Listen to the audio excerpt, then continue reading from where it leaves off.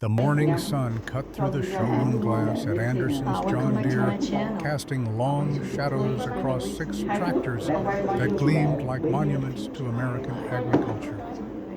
Brian Anderson stood in his second-floor office, watching the play of light on green and yellow paint, and felt the satisfaction of a man who'd built something from dirt and determination. 22 years since he'd taken over this dealership from his father in 1989, and every one of those years had taught him the same lesson. You could tell everything about a farmer by the truck they drove, the boots they wore, the way they carried themselves through that glass door. The intercom buzzed. His secretary's voice crackled through. "Can you come down? Morrison Grain is here for the combine contract." Brian straightened his tie, checked his Rolex. Submariner 8:45 on a Tuesday morning, March 15th, 2011, and descended the glass staircase that overlooked his empire. The showroom smelled of synthetic oil and espresso from the $4,000 machine he'd installed last month. Morrison Grain Enterprises represented a $280,000 contract, 3 combines, and a full-service package, the kind of deal that made quarterly numbers sing. He shook hands with Dale Morrison, spread the contracts across his desk, and spent 40 minutes walking through warranty terms and delivery schedules. The whole time, something nagged at the edge of his awareness, a presence in the showroom that didn't fit the usual Tuesday morning rhythm. When Morrison finally signed and left, Brian glanced down through the glass and saw him. An old man stood near the plow attachment display, perfectly still, like he'd grown roots into the polished concrete floor. Mud caked his Wolverine boots in layers that suggested weeks of accumulated fieldwork. His Carhartt jacket, brown and faded to something close to gray, bore oil stains that no washing machine could ever touch.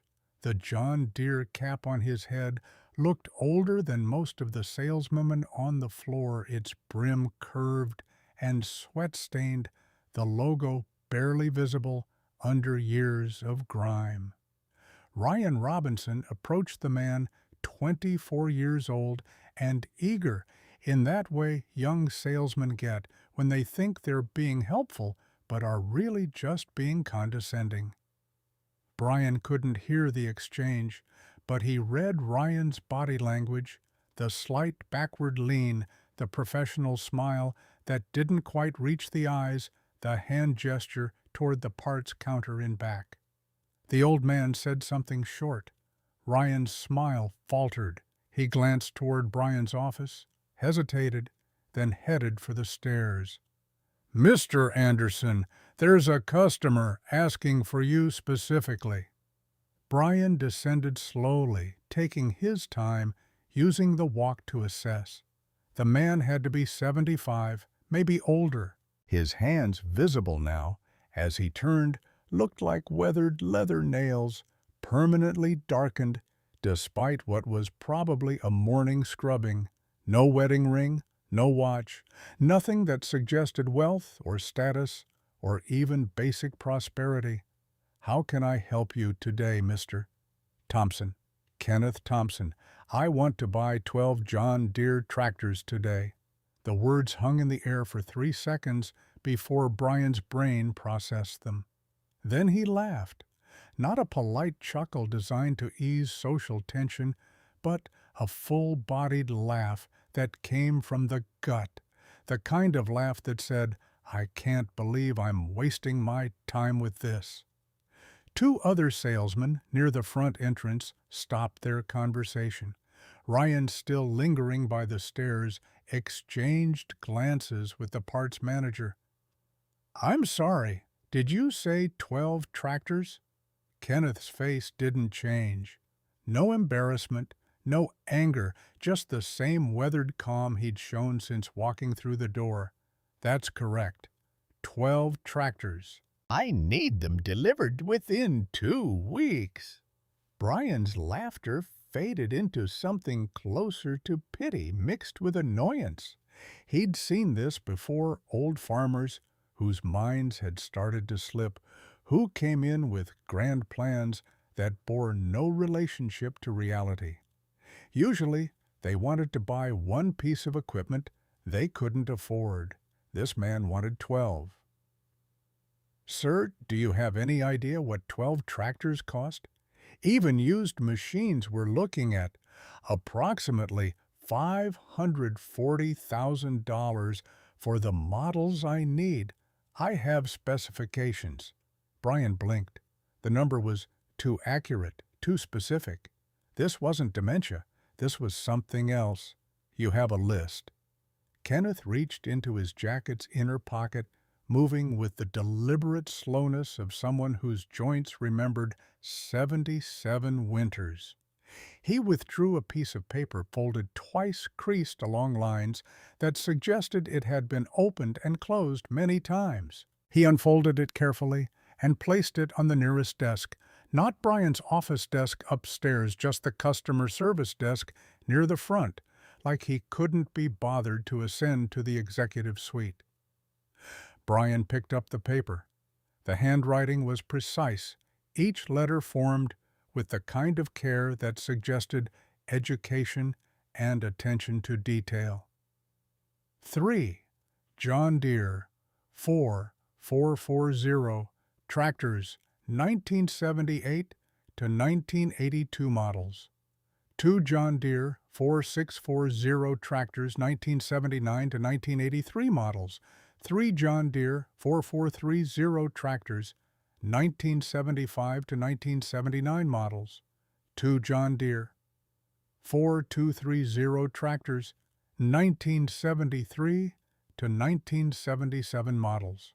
2 John Deere 4020 tractors, 1968 to 1972 models. This is very specific. I know what I need, and you want all 12 today if you have them. If not, how long to source the rest? Brian glanced at Ryan, who'd been listening to the entire exchange. Ryan's expression reflected what Brian was thinking. This old man in muddy boots was either the world's most committed prankster or genuinely delusional. "Mr. Thompson, let's be honest. You can't afford this." Kenneth didn't flinch. He didn't bristle.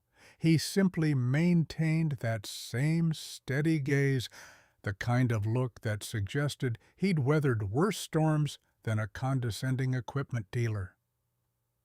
"How do you know what I can afford?"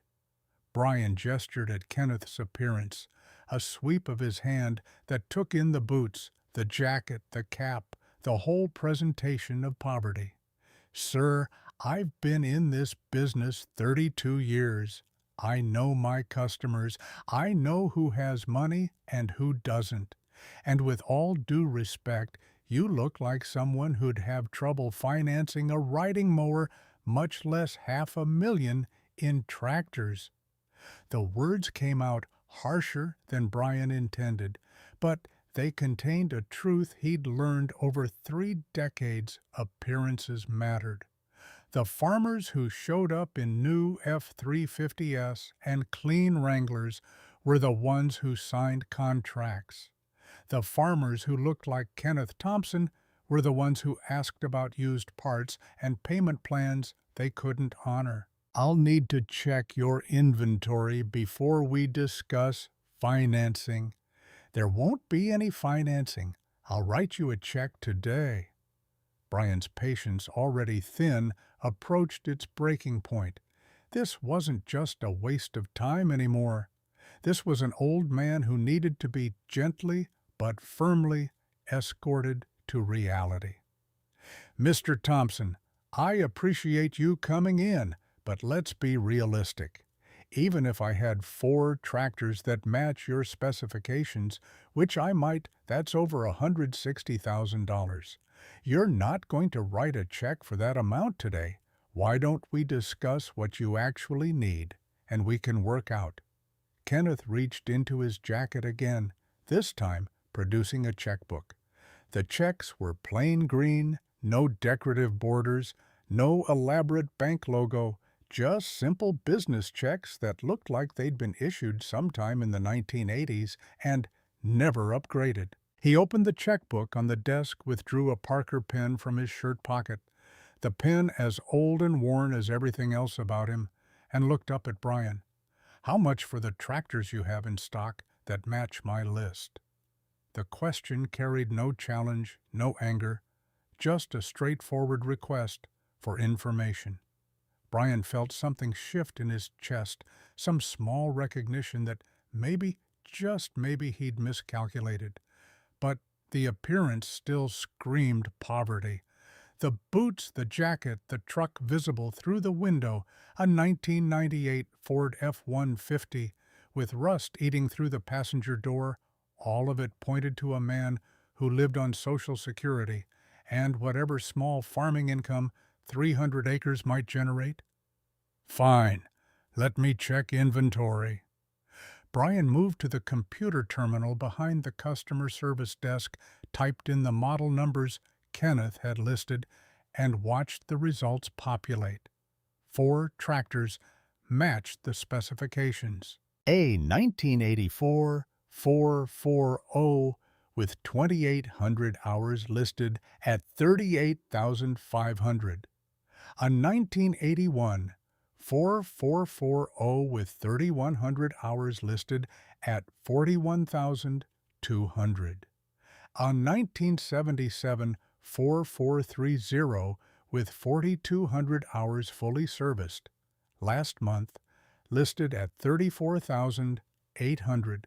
A 1982 4640 with 2,100 hours, practically new, listed at $47,900. I have 4 that fit your requirements.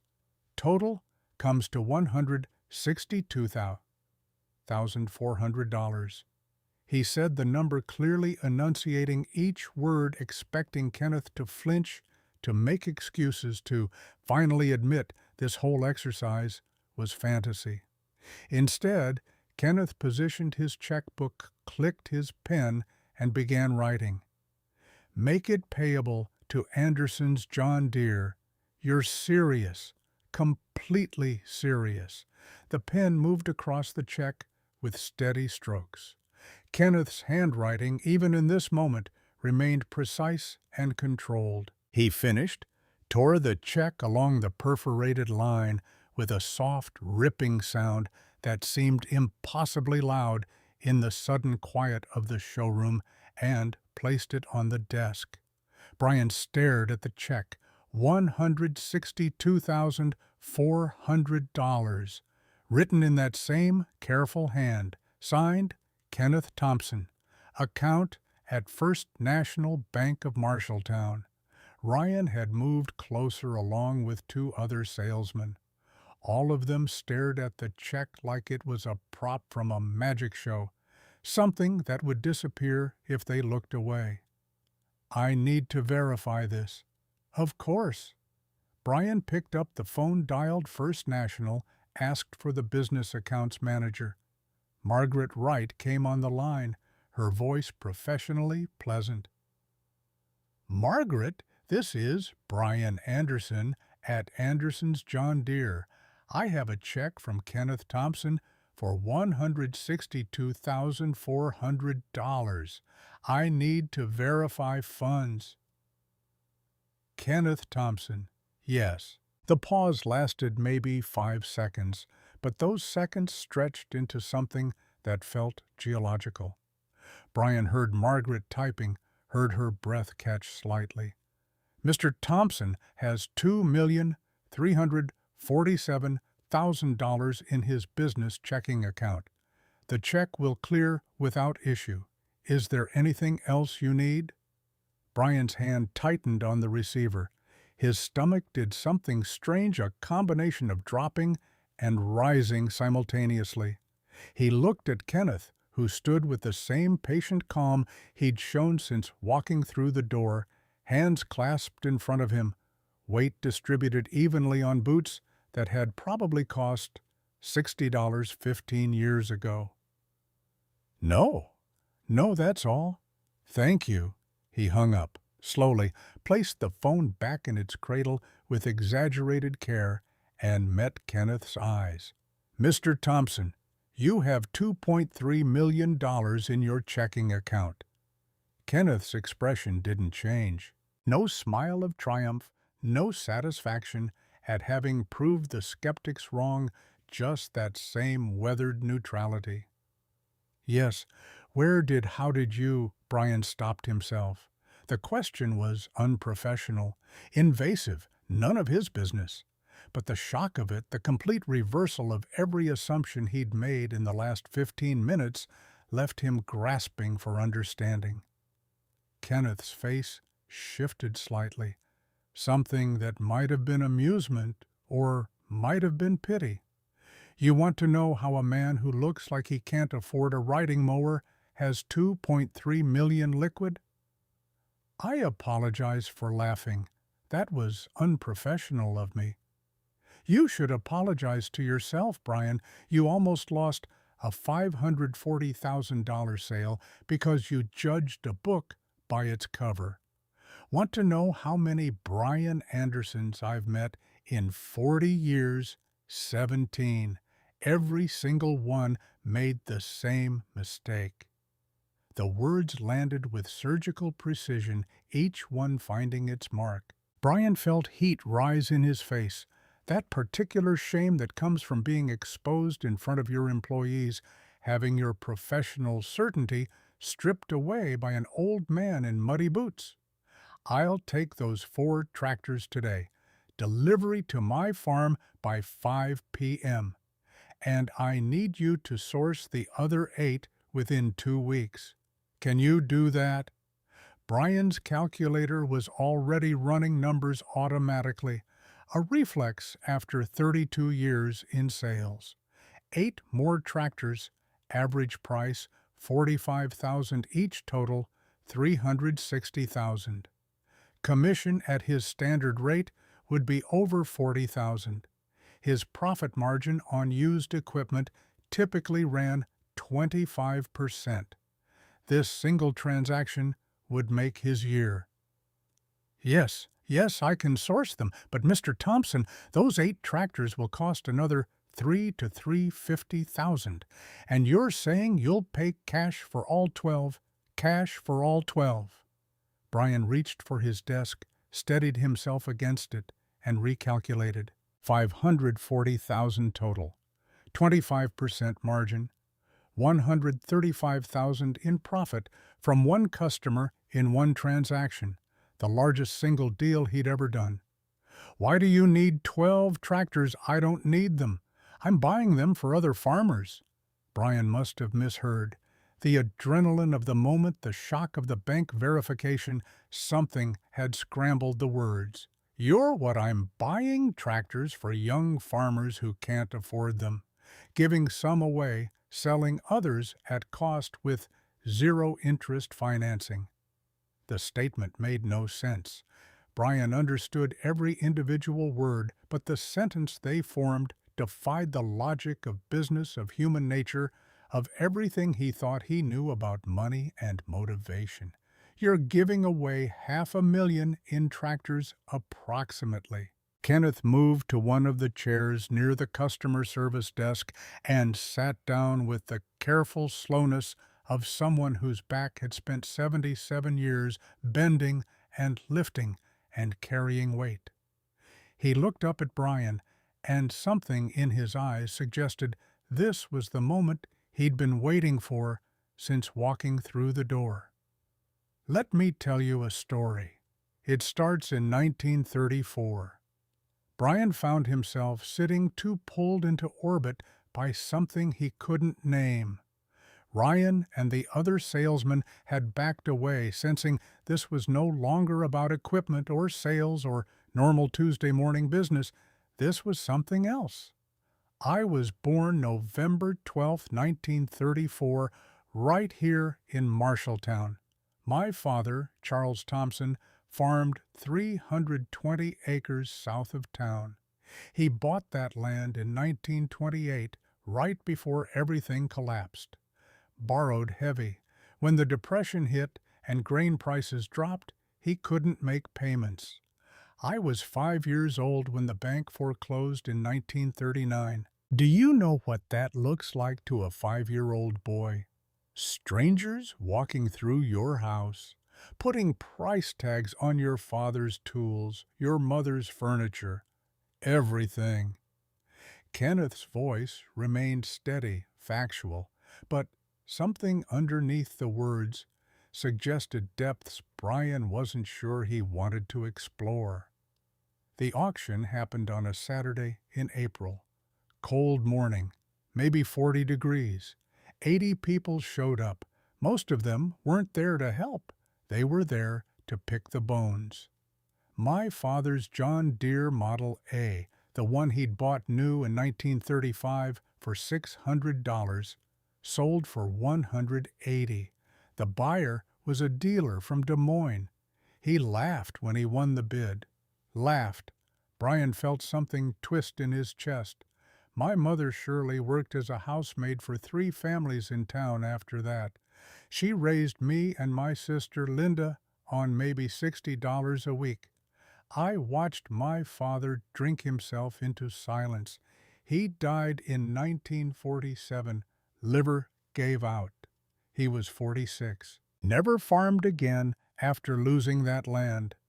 I graduated high school in 1952, started working as a mechanic at Morrison Implement Company. $85 a week. I lived with my mother, didn't pay rent, saved everything I could. 60% of every paycheck went into a jar in my room. 16 years I did that.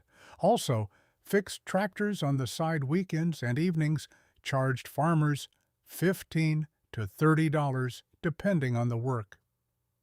Saved that too. In 1965, my grandfather, Henry, died. Left me $18,000, only person in the family he trusted with money. By 1967, I had $73,000 total. Kenneth paused, his eyes focusing on something beyond the showroom, beyond the present moment.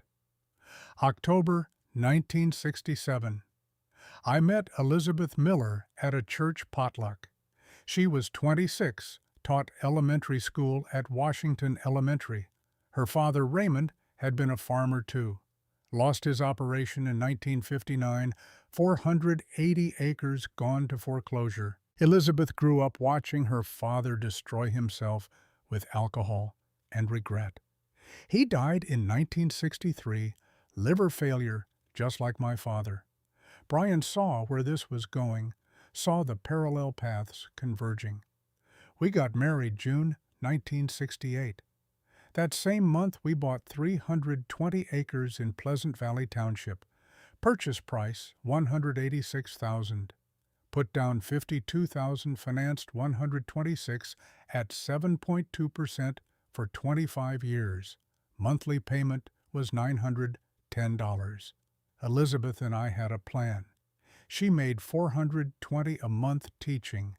I made $400 to $800 farming, depending on season. Plus, I kept doing mechanic work on the side, maybe $200 a month. Our combined income was around $1,000 to $1,400 monthly. Kenneth leaned forward slightly. Elizabeth did the math.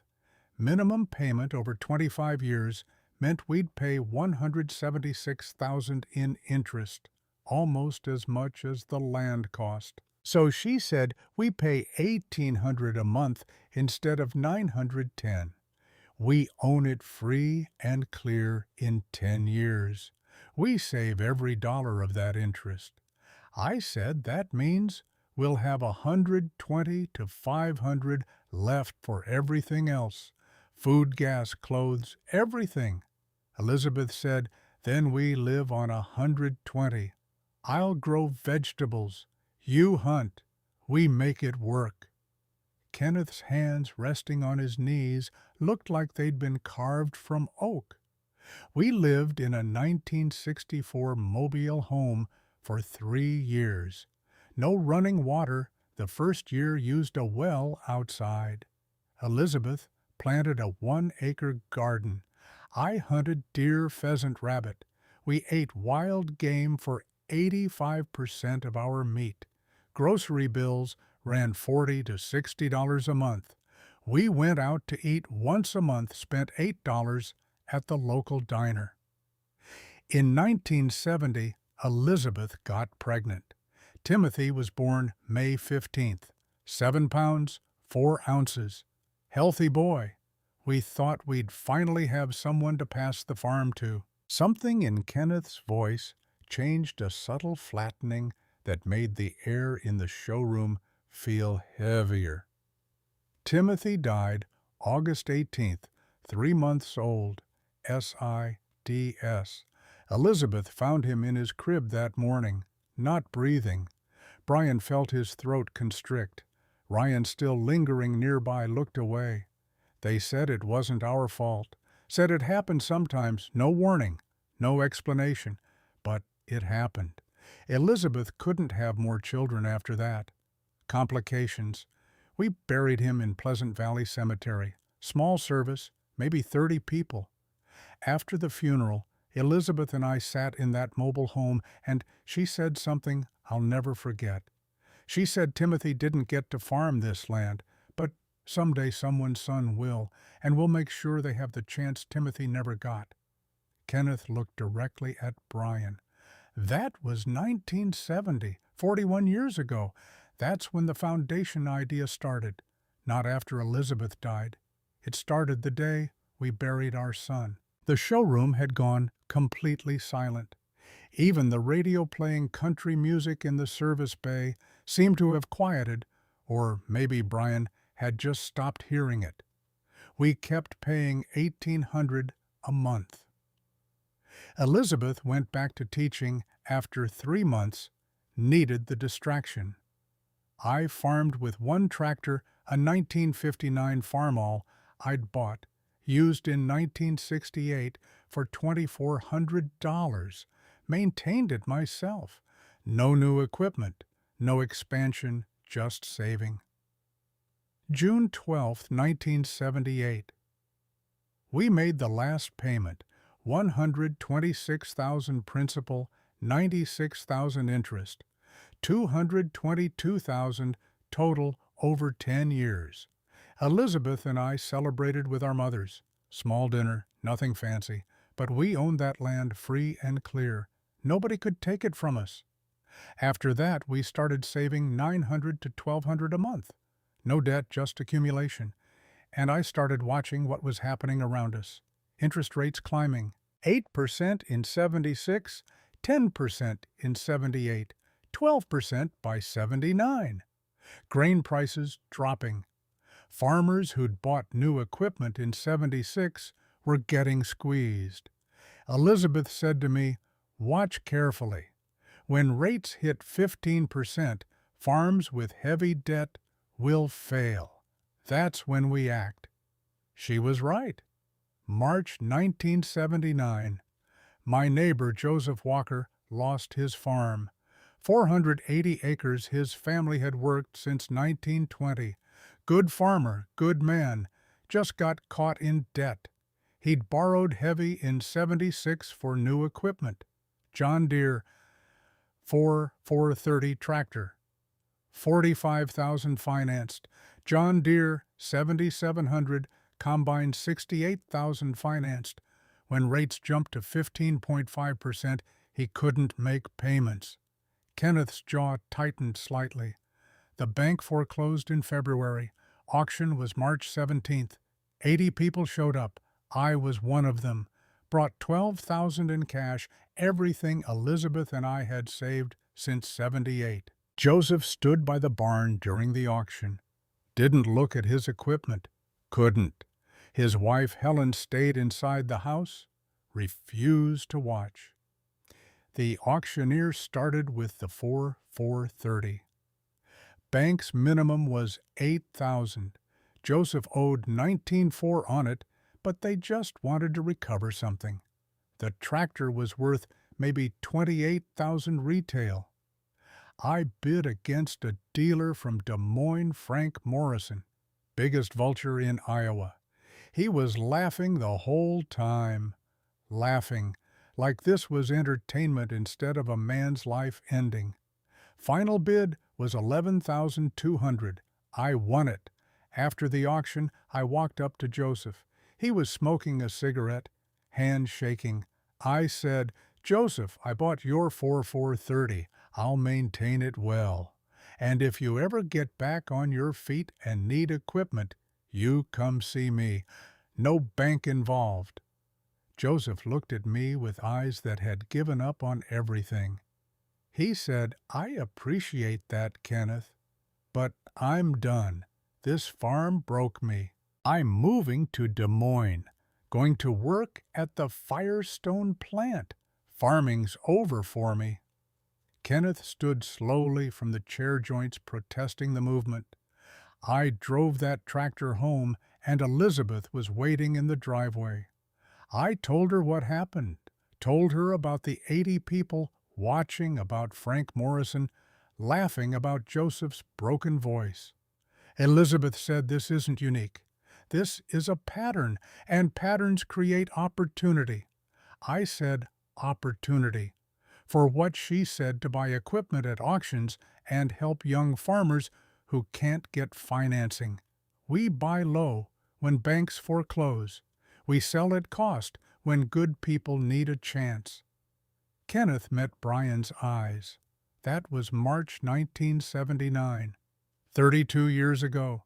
Since then, I've attended 67 farm auctions, bought equipment at 43 of them, helped 32 young farmers get started with zero-interest loans or outright gifts. Most of them are here in Marshall County. Some have spread to neighboring counties. Every single one of them succeeded, not because I'm generous, because they had the skill and work ethic. They just needed someone to believe in them when banks wouldn't. Brian's mind reeled, trying to process the timeline, the strategy, the sheer patient accumulation of capital and purpose. Between 1979 and 1989, I bought 23 tractors at foreclosure auctions, spent $218,000 purchasing and refurbishing them. By 1989, those tractors had a retail value of $580,000. I didn't sell a single one during those 10 years, just maintained them, stored them in sheds I built on my property. In 1990, the first young farmer came to me, William Harris, 26 years old, engineering degree from Iowa State, wanted to farm but couldn't get equipment financing. No family land, no collateral, no credit history for agriculture. 3 banks rejected him.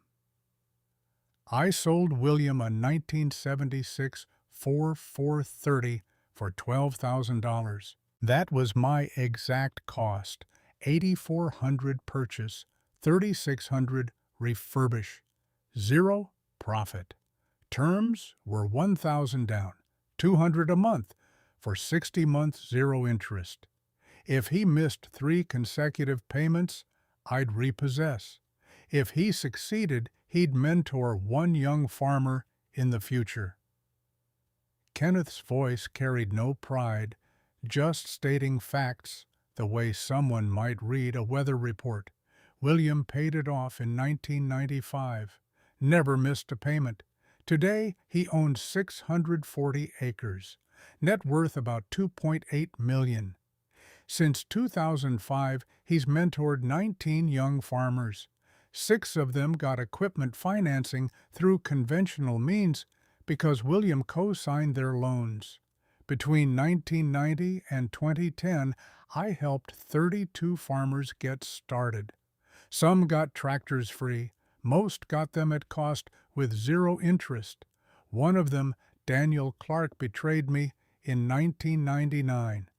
Sold the tractor I'd sold him, pocketed $32,000, disappeared. Still owes me $9,000. I never reported it to the police. Figured I'd rather lose $9,000 than ruin a man's life, even if he wronged me. The casual way Kenneth mentioned the betrayal, the complete absence of bitterness left Brian momentarily speechless. But here's what else I did. Between 1982 and 2002, I bought land. 11 farms, total of 1,520 acres, paid cash for all of it. Bought during crisis periods when prices crashed. Average cost about $1,000 per acre. Today, that land is worth $4,000 per acre, maybe more. In 2008, Elizabeth got sick. Pancreatic cancer, stage 4. She refused aggressive chemo, wanted quality time at home instead of quantity in a hospital. We had 5 months together at the end. July 2008, she said to me, "Kenneth, we've helped 32 farmers. What happens when we're both gone? Does our work die with us?" I didn't have an answer. She said, "We have 1,840 acres, worth $7 million. We have no children. Timothy died in 70. We need to create something that lasts forever. Sell the land, create a foundation, $4 million endowment, generating $160,000 a year. Help 3 to 4 farmers annually, forever." Kenneth's eyes glistened slightly, but his voice remained steady. Elizabeth died August 22, 2008. At her funeral, 28 farmers we'd helped attended. William Harris gave the eulogy. He said Elizabeth saw potential in people that banks couldn't see, that her vision changed lives. I spent the next 2.5 years preparing. Met with a lawyer named Donna Clark, structured the foundation, found a buyer for the land, Morrison Agricultural Holdings, sold 1,520 acres for $4,000 each, $6.1 million total. After taxes, I netted $5.2 million. $4 million goes to the foundation endowment, $1.2 million for these 12 tractors and operating capital. Brian, by March 2011, I had $5.2 million and a promise to Elizabeth. She wanted a legacy that would help farmers forever. These 12 tractors are the first step, a big announcement that the Elizabeth Thompson Agricultural Foundation is real and operating, but I need your help to source all of them. Brian's throat felt tight. He looked at Kenneth, really looked not at the muddy boots or the stained jacket, but at the man underneath, the 77 years of disciplined accumulation of patient purpose of loss transformed into legacy. "Kenneth, I'll find every single tractor on your list, I promise you." "Good. I want them delivered in the next 2 weeks. And Brian, one more thing." "Yes?" "You laughed at me when I walked in, thought I was a crazy old man who couldn't afford a riding mower. I need you to understand something. In 40 years, 17 equipment dealers have made that same mistake. Every single one of them learned what you're learning now." Kenneth picked up his check from the desk, held it for a moment. Real wealth doesn't announce itself. It doesn't need to. The farmers who drive new trucks and wear expensive boots are often the ones drowning in debt. The farmers who look like me are often the ones who own everything they touch. You almost lost a $500,000 sale because you judged appearance instead of character. He placed the check back down. "Don't make that mistake again. And when you source those other 8 tractors, remember, 12 young farmers are waiting for their chance. 12 people who look at farming the way I did in 1968. Hungry, determined, just need someone to believe in them."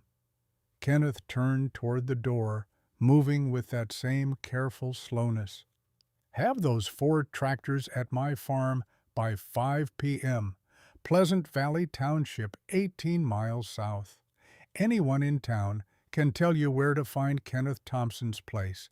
It's the one with 3 big sheds full of equipment I never use myself. He pushed through the glass door into the March morning, leaving Brian standing in the showroom surrounded by silence and the ghost of his own laughter. The Walker farm sat 12 miles east of Marshalltown, 480 acres that stretched across rolling Iowa terrain like a testament to 3 generations of careful stewardship.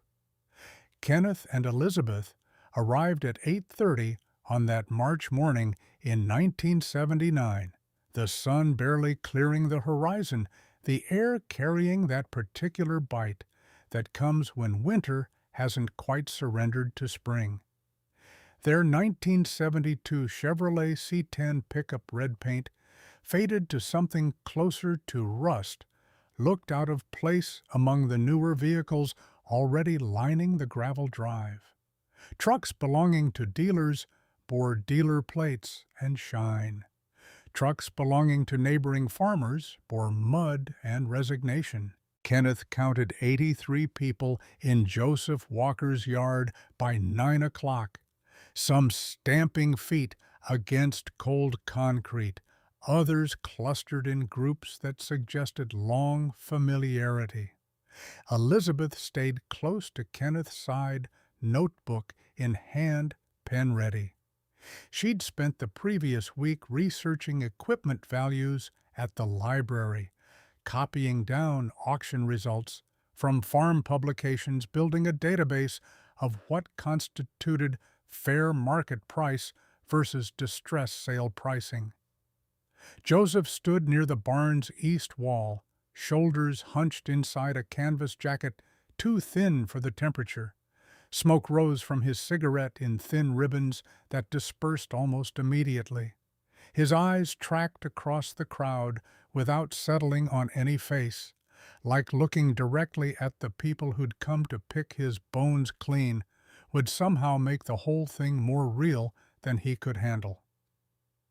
Lawrence Peters, the auctioneer, climbed onto a flatbed trailer that served as his stage. 58 years old, professional, in the way undertakers are professional, he'd conducted farm liquidation sales for 15 years. His voice carried across the yard without need for amplification, decades of practice giving it a penetrating quality that cut through wind and distance. Folks, we're here pursuant to foreclosure action by Iowa State Bank. First item is this 1974 John Deere 4430 tractor, 2,800 hours on the meter. Excellent condition, recent service records available. Bank's minimum acceptable bid is $8,000. Who'll start us at 8? Kenneth had examined the tractor the previous afternoon, walking around it 3 times, checking tire wear, opening the engine cowling, running his mechanic's eye over every visible component. The machine represented everything that had gone wrong with farm financing in the mid-70s. Joseph had paid $45,000 for it in 1976, financed at 9% over 7 years. When interest rates jumped, that 9% loan got restructured at 13, then 15.5. The monthly payment had climbed from $600 to $980.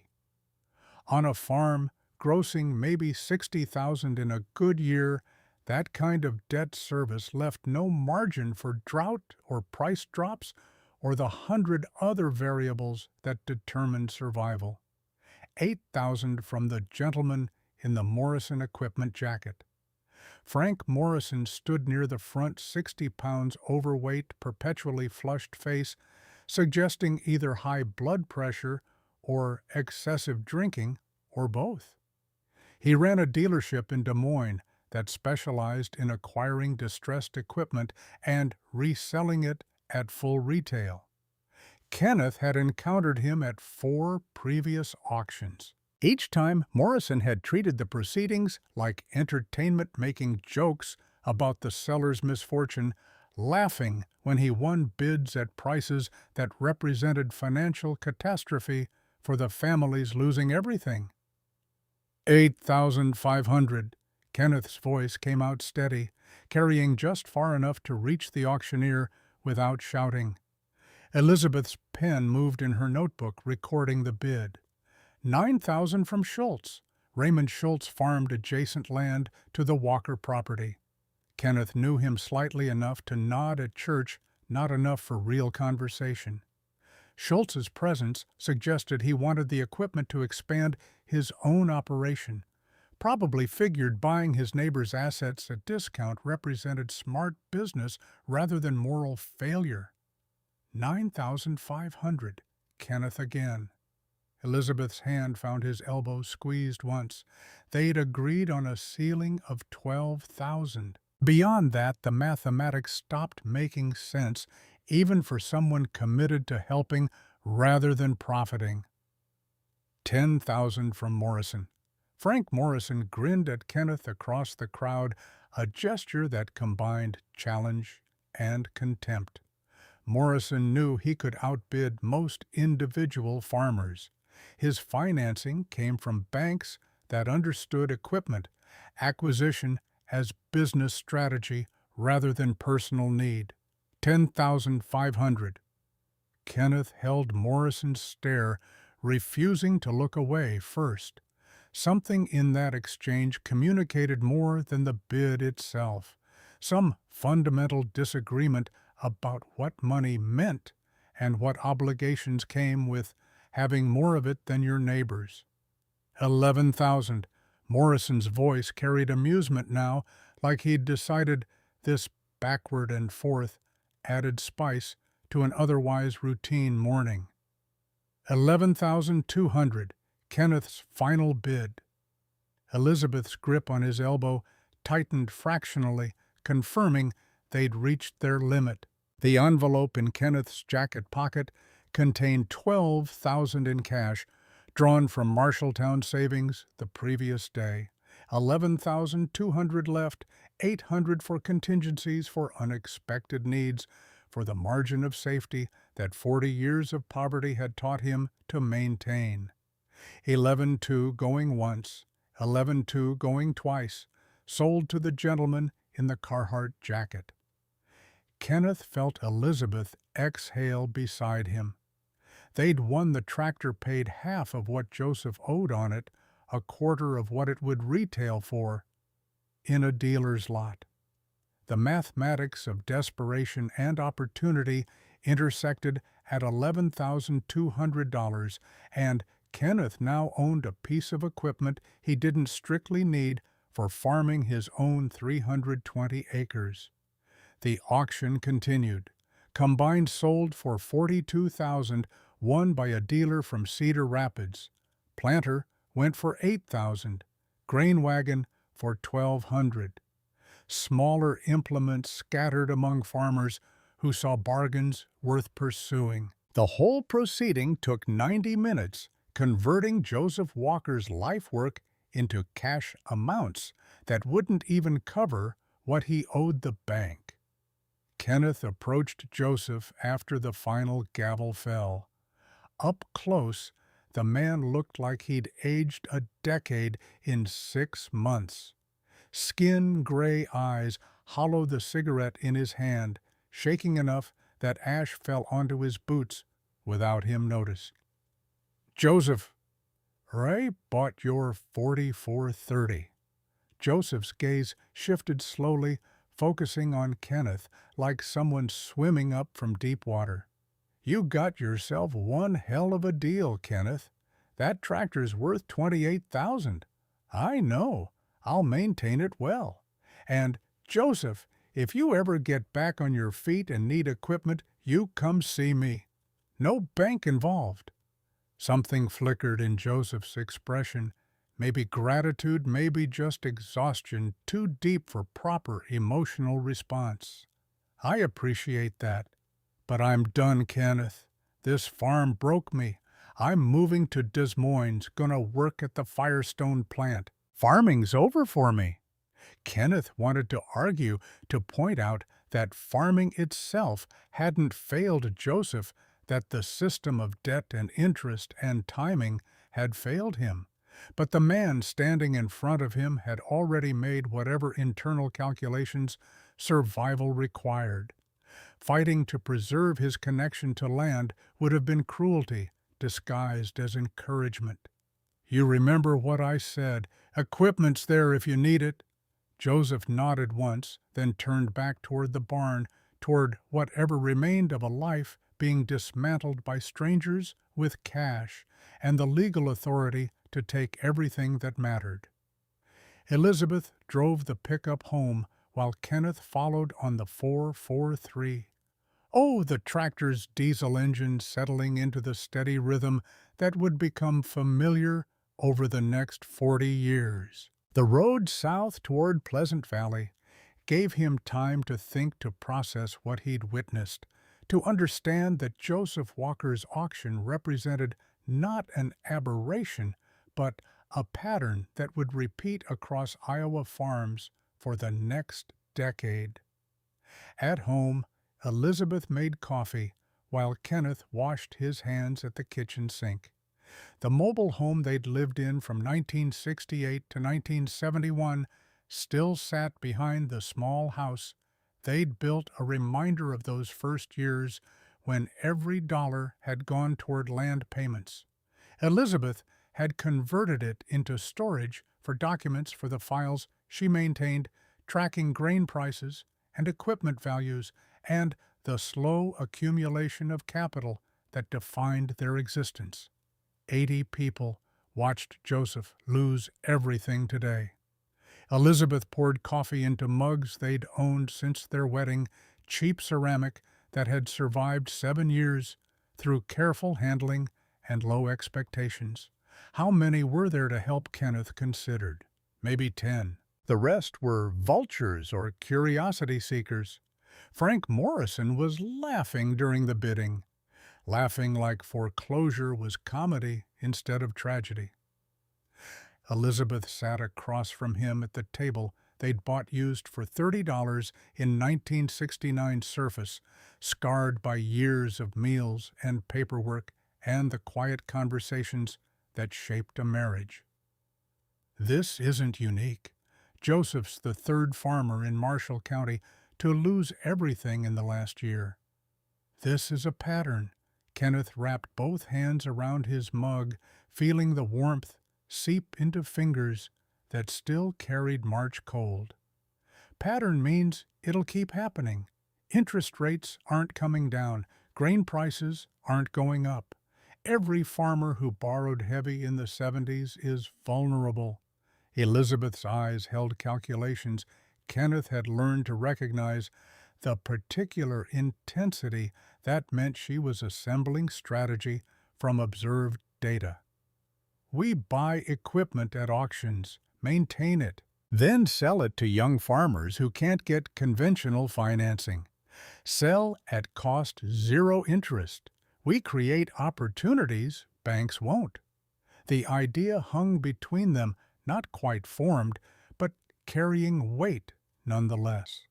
Kenneth thought about the 443, parked in their machine shed, about the $800 remaining from their $12,000 withdrawal, about the 320 acres they owned free of debt, and the monthly savings that came from having no payments beyond property taxes and living expenses. That's a 40-year plan, Lizzie. Then we'd better start now.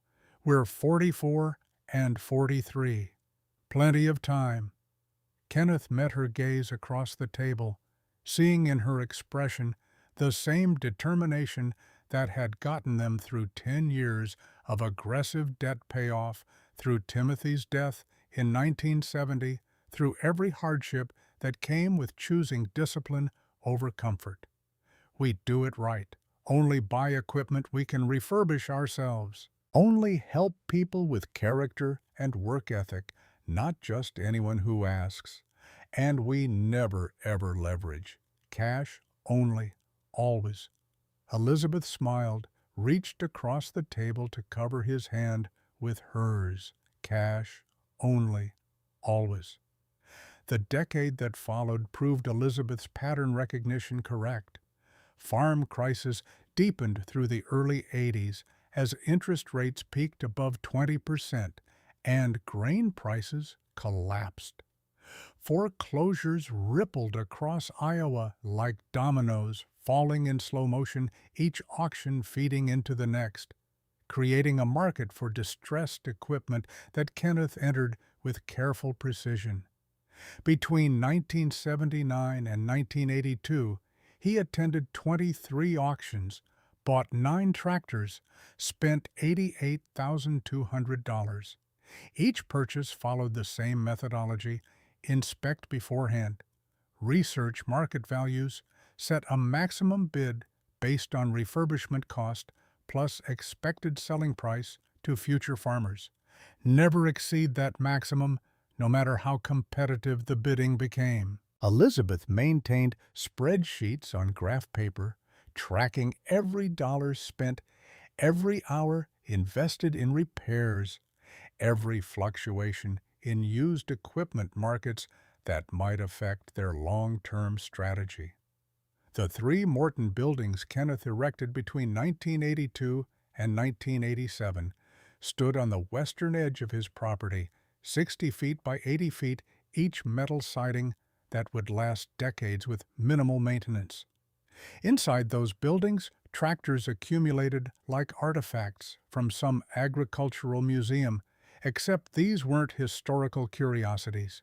They were investments in futures Kenneth couldn't yet see, in farmers not yet old enough to farm, in opportunities that would manifest over time, frames measured in decades rather than quarters. May 1980 brought a confrontation Kenneth had anticipated since the Walker auction. Stuart Phillips, vice president of Iowa State Bank, had built a reputation through the late 70s for aggressive lending, followed by equally aggressive foreclosure action. His office occupied the second floor of the bank's Marshalltown headquarters windows, overlooking the town square where farmers had conducted business since before the Civil War. Kenneth climbed the stairs on a Tuesday morning, walked past the secretary who tried to announce him, and entered Phillips' office without knocking. "Mr. Thompson, I don't recall having an appointment with you foreclosed on Joseph Walker for being 90 days late. He had 480 acres free and clear. You could have worked with him." Philip's face shifted from surprise to defensive irritation, the expression of someone accustomed to deference suddenly facing direct challenge. "Mr. Thompson, business is business. Walker signed a contract. He defaulted. We have shareholders to answer to." Kenneth remained standing, refusing the chair Phillips gestured toward. "You sold his equipment for half what he owed. The bank lost money. Joseph lost everything. Nobody won except the vultures who bought at auction. Maybe Walker should have been more careful with debt. Maybe the bank should have been more careful with lending. You approved a $68,000 combine loan to a man farming 480 acres. That's over-leveraging by any standard." Phillips leaned back in his leather chair, the kind of chair that cost more than most farmers made in a month. "Are you here to lecture me on banking, Mr. Thompson? Because unless you're here to do business—" Kenneth leaned forward, palms flat on Phillips' desk. "I am here to do business. I want you to know that every farm you foreclose on, I'll be at the auction.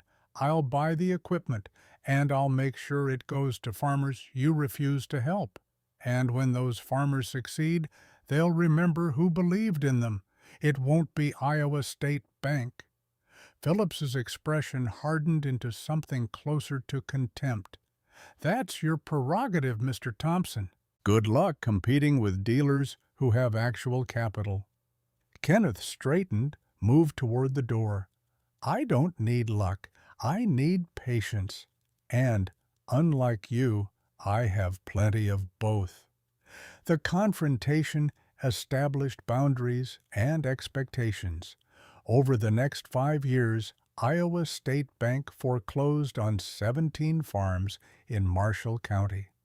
Kenneth attended 9 of those auctions, bought equipment at 6, established a reputation among struggling farmers as someone who might offer alternatives to conventional financing's failures. April 1990 brought the first test of whether the strategy could work beyond theory. William Harris appeared at Kenneth's door on a Saturday morning, 26 years old, engineering degree from Iowa State, 2 years working at Pioneer Hybrid, making $32,000 annually. He drove a 1988 Chevrolet 10 clean, but not new, practical, rather than flashy. Mr. Thompson, I heard you have tractors for sale. Kenneth stood in the doorway, Elizabeth visible behind him in the kitchen. William held himself with the particular tension of someone asking for something they weren't sure they deserved. I have tractors. What do you need one for? I want to farm. I've rented 180 acres from the Morrison family starting May 1st, but I don't have equipment. Why not finance through a dealer? William's jaw tightened fractionally. I tried. 3 banks rejected me. No credit history for farming, no collateral, parents don't own land. I'm first generation everything. My father works at the John Deere plant in Waterloo. My mother's a nurse. They think I'm crazy for wanting to farm. Elizabeth moved to stand beside Kenneth. What can you afford, William? I have $3,000 saved. I know it's not enough for a good tractor, but I thought maybe you'd have something that needs work, something I could. Kenneth held up a hand. Follow me. They walked to the westernmost shed, the oldest of the 3 Kenneth had built. Inside, 23 tractors sat in rows, some pristine, others showing wear that spoke to hard lives on farms that no longer existed. Kenneth moved to a 1976 John Deere 443, green paint still holding its shine despite 14 years. Bought this at auction in 1980 for $8,400, rebuilt the engine, new tires, new hydraulics, fresh paint. I've got $12,000 into it total, 3,200 hours on the meter. William's face fell slightly, doing mental math that didn't reconcile 12,000 with 3,000 saved. I understand. That's more than I can. You can afford it, 1,000 down. $200 a month for 60 months. 0 interest. Total 12,000. You miss 3 consecutive payments I repossess. You succeed in farming. You mentor 1 young farmer in the future. Deal. William stared, processing the offer's mathematics against every rejection he'd received from conventional lenders. That's exactly break even for you. No profit. Kenneth moved toward the tractor, ran his hand along the front tire. The profit is you succeeding. I watched good farmers lose everything in the 80s because banks over-leveraged them, then abandoned them when rates jumped. You have education, you have determination, you have rented ground. You just need equipment. I'm providing equipment. You provide success. William's voice came out rough. Why would you do this? Kenneth turned to face him directly.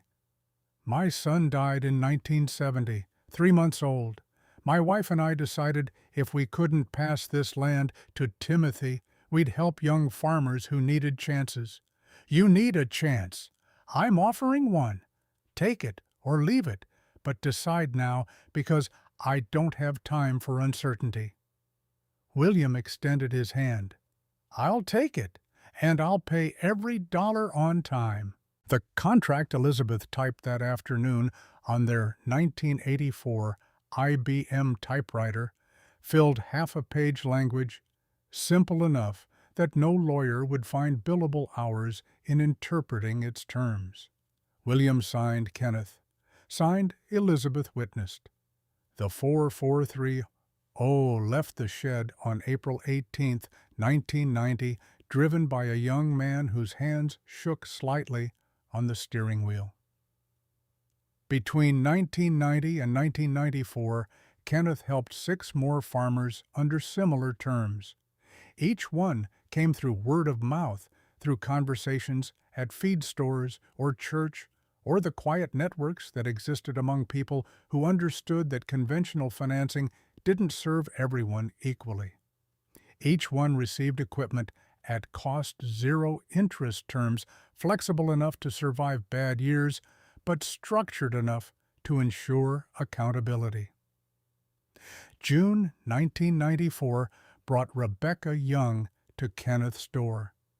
29 years old, agronomy degree from Iowa State, 7 years working as an agronomist for Pioneer, making $36,000.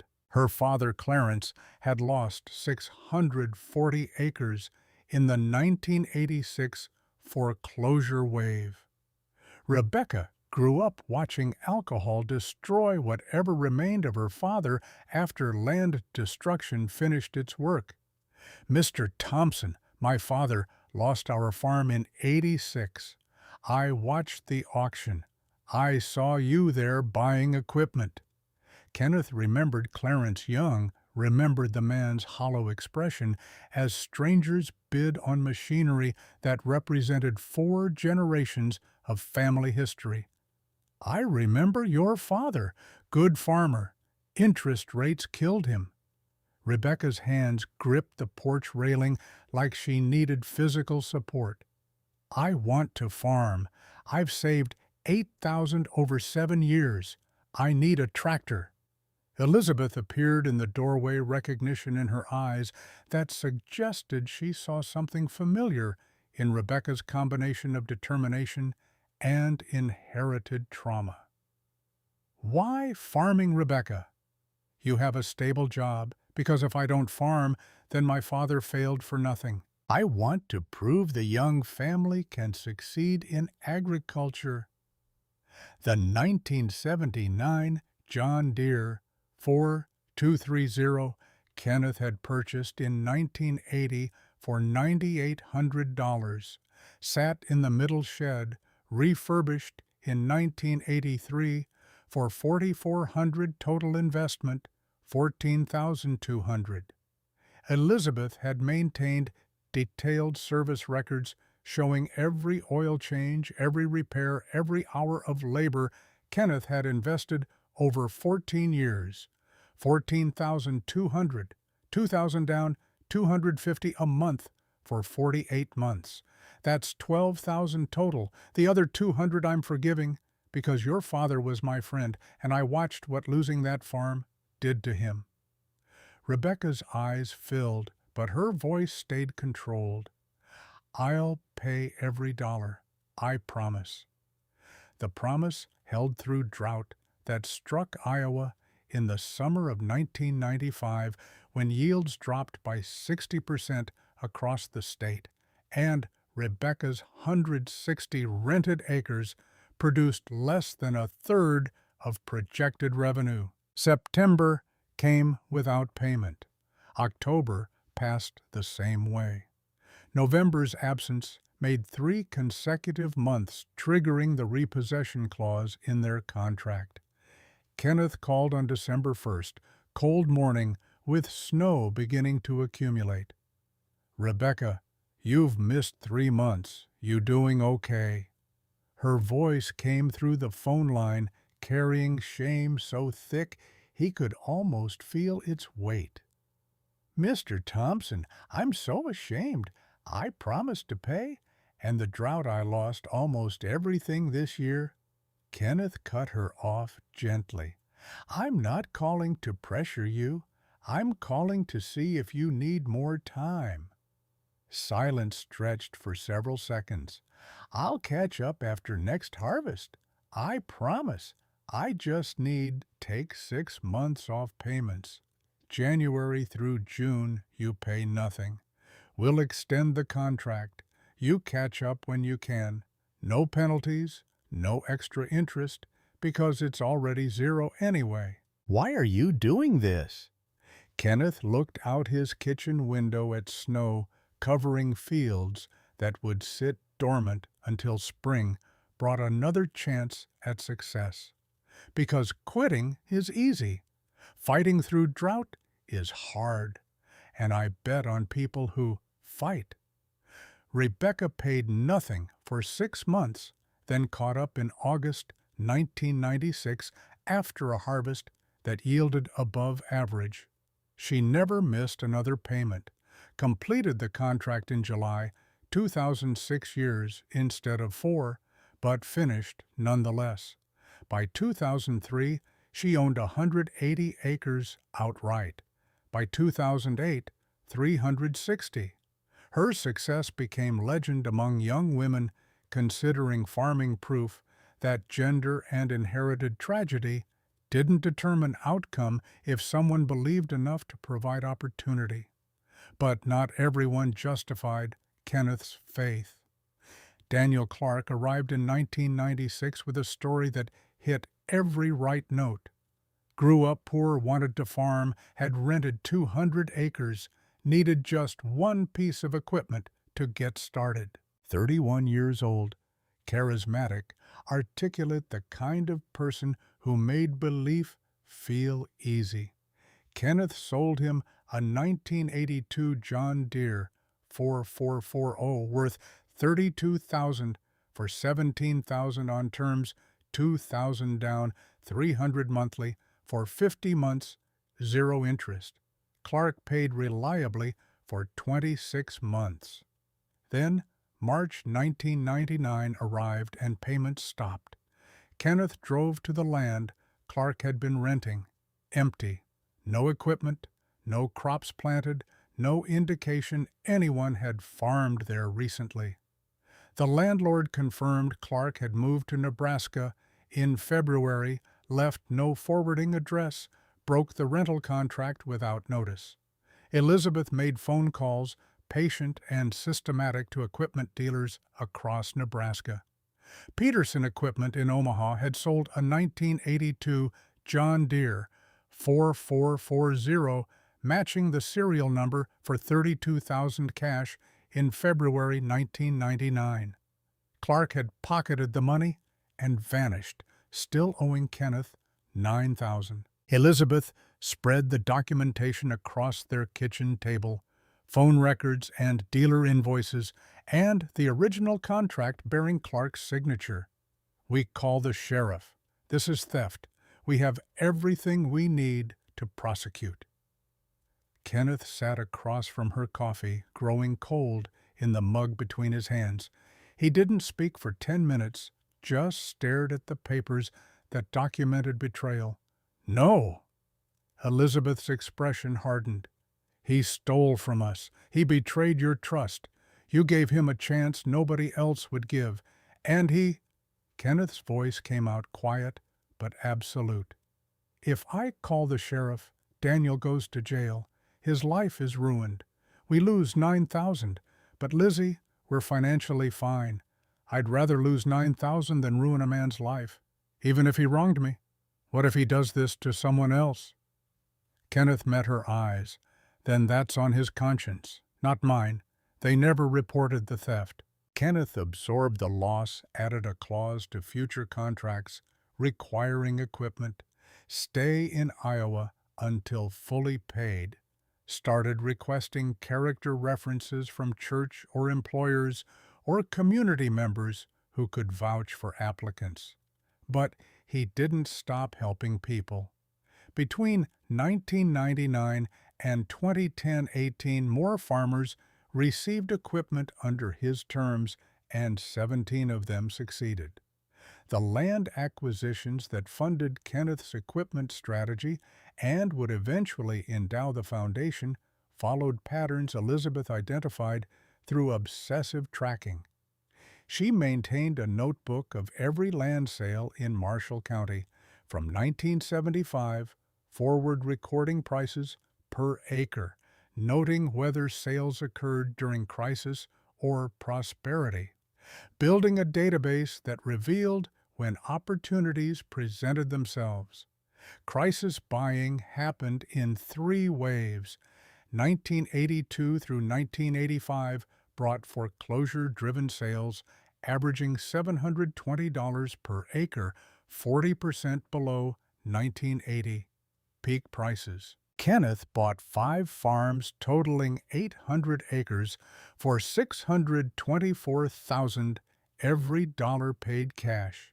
1990 through 1998 offered estate and retirement sales at $1,150 per acre, average recovery pricing that still sat below what the next decade would bring. Kenneth bought 4 farms totaling 560 acres for $644,000. A final purchase in 2002 captured 160 acres at $1,420 per acre for $227,000. Total land acquired between 1982 and 2002, 1,520 acres, invested at $1,495,200. Combined with the original 320 acres purchased in 1968, Kenneth owned 1,840 acres by the time Elizabeth fell ill. The cancer diagnosis arrived in March 2008, delivered by Dr. Andrew Jennings in an oncology office in Des Moines that overlooked the state capitol building. Pancreatic cancer, stage 4 prognosis, measured in months rather than years. Elizabeth listened to the diagnosis with the same calm she'd brought to every crisis since Timothy's death in 1970, asking questions about treatment options and statistical outcomes with the precision of someone used to making decisions based on data. We can start aggressive chemotherapy. It might extend your life by 6 to 12 months, but the side effects are severe. Nausea, fatigue, hair loss. You'd spend most of your time in hospitals or recovering from treatments. Elizabeth looked at Kenneth, then back at the doctor. What's quality of life with treatment versus without? Dr. Jennings shifted in his chair, clearly uncomfortable with the directness. With treatment, you'd be very sick, but potentially alive longer. Without treatment, you'd have less time, but better quality in the months remaining. Then, no treatment. I want to be home. Kenneth started to object, started to say that 6 more months mattered, regardless of how sick those months made her. But Elizabeth's hand found his and squeezed once, communicating more than words could about what she needed him to understand. They drove home in silence, 70 miles of highway that gave Kenneth time to process what losing Elizabeth would mean. 41 years of marriage, of partnership, of shared purpose that had transformed grief over Timothy into something larger than their own pain. When they pulled into the driveway of the house they'd built in 1971, Elizabeth spoke for the first time since leaving the doctor's office. We need to talk about the foundation. Kenneth helped her into the house, settled her on the couch they'd bought used 20 years earlier, sat beside her in the worn spot that had formed from decades of evening conversations. We've helped 32 farmers over 18 years. What happens when we're both gone? Kenneth had no answer. The question had lived in the background of his consciousness for years, but always felt theoretical, something to address eventually, rather than urgently. I'll keep helping as long as I can. Elizabeth's voice carried the edge that meant she'd already thought through whatever came next. You're 74. What happens when you die? Does our work die with us? She leaned forward, intensity, driving away some of the exhaustion that had become constant since the diagnosis. We have 1,840 acres worth about 3,800 per acre now. That's almost 7 million. We have no children. Your sister Linda died in 2005. My brother's in California. We barely talk. Kenneth, we need to create something that lasts forever. A foundation. Yes, sell the land after I'm gone. Keep the original 320 to live on. Sell the other 1,520 acres. That's almost 6 million gross, maybe 5.2 after taxes. Create an endowment. 4 million conservatively invested generates 160,000 per year. That helps 3 to 4 farmers annually forever, long after everyone forgets our names.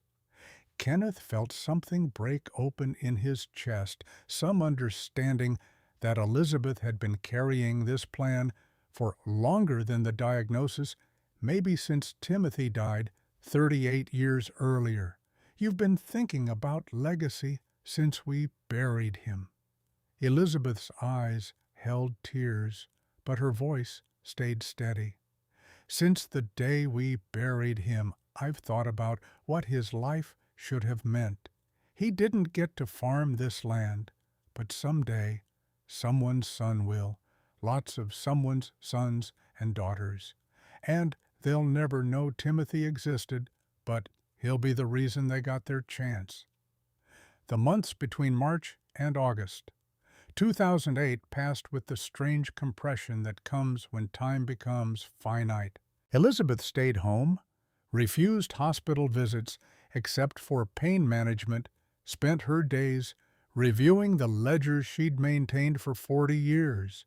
Every tractor purchase, every farmer helped, every dollar invested in creating opportunities rather than accumulating personal wealth. Kenneth sat with her through those reviews, sometimes talking, sometimes just holding hands, while afternoon light moved across walls they'd painted together in 1972. August 22nd arrived hot and still, the kind of Iowa summer day where even the cicadas seemed too exhausted to sing. Elizabeth died at home with Kenneth beside her bed, her last words a whisper he had to lean close to hear. Help them, Kenneth. Help all of them. The funeral drew 180 people to Pleasant Valley Community Church. 28 of them were farmers Kenneth and Elizabeth had helped over 18 years. They filled the first 4 rows, bearing witness to lives changed by someone who'd chosen impact over appearance, purpose over profit. William Harris delivered the eulogy, 47 years old, now 640 acres, owned free and clear, 18 years removed from being a rejected loan applicant with $3,000 and a dream. In 1990, I was nobody, no land, no equipment, no family money. Banks laughed at me. Elizabeth and Kenneth didn't laugh. They sold me a tractor on terms no institution would offer. Elizabeth maintained the books, tracked every payment, but more than that, she believed in me. Every time I made a payment, she sent a handwritten note. Proud of you, William. Keep going. Elizabeth Thompson saw potential banks couldn't see. That vision changed my life. Kenneth sat in the front pew, hands clasped, listening to William speak truths he couldn't have articulated himself. After the service, after the burial in Pleasant Valley Cemetery, next to the small grave marked Timothy Thompson, 1970 to 1970, Kenneth went home to an empty house and began the work Elizabeth had outlined. Donna Clark, an estate attorney from Des Moines, helped structure the Elizabeth Thompson Agricultural Foundation through fall and winter of 2008. The legal framework took months to build properly, ensuring the endowment would survive Kenneth's death, that trustees would manage it according to Elizabeth's vision, that young farmers would continue receiving help decades after everyone who remembered Elizabeth personally had died. Listing the land for sale felt like amputation. 1,520 acres Elizabeth had helped identify and purchase over 20 years, now reduced to listing prices and buyer negotiations. Morrison Agricultural Holdings offered $4,000 per acre for the entire package, $6,080,000 total. The sale closed January 2011. After capital gains taxes and transaction costs, Kenneth netted $5,200,000. He sat at the kitchen table in March 2011, the same table where he and Elizabeth had planned their debt payoff strategy 43 years earlier, and divided the money. $4 million for the foundation endowment invested conservatively to generate $160,000 annually, $1,200,000 for immediate farmer assistance and operating expenses. The 12 tractors he planned to buy and distribute represented the public announcement that Elizabeth's vision had become operational reality. Brian Anderson's dealership offered the perfect stage for that announcement, the perfect opportunity to teach one more equipment dealer that wealth hid in unexpected places and that real prosperity measured itself in lives changed rather than possessions accumulated. Brian spent 11 days sourcing 8 tractors across 3 states, calling in favors and leveraging relationships built over 32 years in equipment sales. Gary Morrison at Morrison Equipment in Des Moines provided 2 machines for $72,000. A foreclosure auction in Cedar Falls yielded 3 more for $118,000, Brian bidding aggressively against dealers who recognized his unusual urgency but couldn't match his determination. 2 private sellers in Nebraska, both retirement situations, accepted $88,000 for tractors they'd maintained meticulously but no longer needed. Larry Henderson at Henderson Ag in Cedar Rapids sold the final machine for $69,000 after Brian explained in uncharacteristic detail exactly who would receive it and why. March 26th arrived with all 12 tractors secured, total expenditure $509,400. Brian's standard commission structure would have generated $40,000 from a deal this size. He charged Kenneth $18,000 instead, the difference representing something Brian couldn't quite articulate but understood had to do with standing in that showroom watching an old man in muddy boots teach him what 32 years in business hadn't. The first delivery happened March 27th, a Sunday morning, when spring finally decided winter had overstayed. Kenneth waited in his driveway as Brian piloted a 1979 John Deere 4440 down Highway 63, the tractor's green paint catching sunlight like some mechanical promise of futures not yet planted. William Harris followed in his pickup, 47 years old now, but still carrying the gratitude that came from being first, from receiving a chance when banks offered only rejection. Kimberly Taylor stood on the porch of her rented farmhouse 18 miles west of Marshalltown, watching the small convoy approach with an expression that cycled between confusion and hope and something close to fear.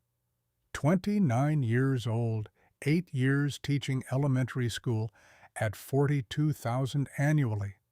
4 years of savings accumulated dollar by painful dollar until 22,000 sat in an account waiting for equipment she couldn't quite afford, even with that discipline. Her father, Robert, had died in 2006 from cancer that metastasized through his body the way debt had metastasized through his farm finances until both proved equally terminal. The medical bills exceeded 140,000. The farm sold for barely enough to cover what remained after insurance failed and treatment costs mounted. Kimberly inherited nothing except the memory of her father apologizing in those final weeks for not leaving her the land, for not being strong enough to survive both disease and debt simultaneously. "Mr. Thompson, I didn't order a tractor." Kenneth climbed down from Brian's pickup knees, protesting the movement, but pride refusing to let that protest show. "I know, I'm giving you one."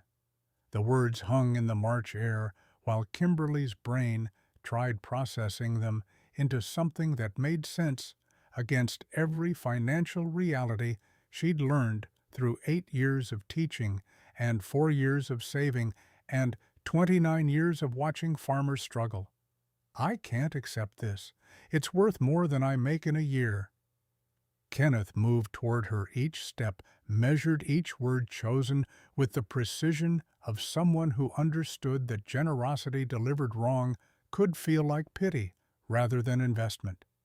"You saved 22,000 on a 42,000 salary while paying student loans. That's discipline most people 3 times your age haven't learned." Elizabeth was a teacher too. She believed teachers understand hard work and patience in ways other professions don't. "This tractor is yours, free, no payment, no strings, just succeed, then help another young woman get started when you can." Kimberly's legs felt unstable, like the ground had shifted beneath her in ways gravity couldn't explain. She reached for the porch railing. "Why me?" "Because someone helped me in 1990 when banks wouldn't. Because my wife died asking me to create something that outlasts us both.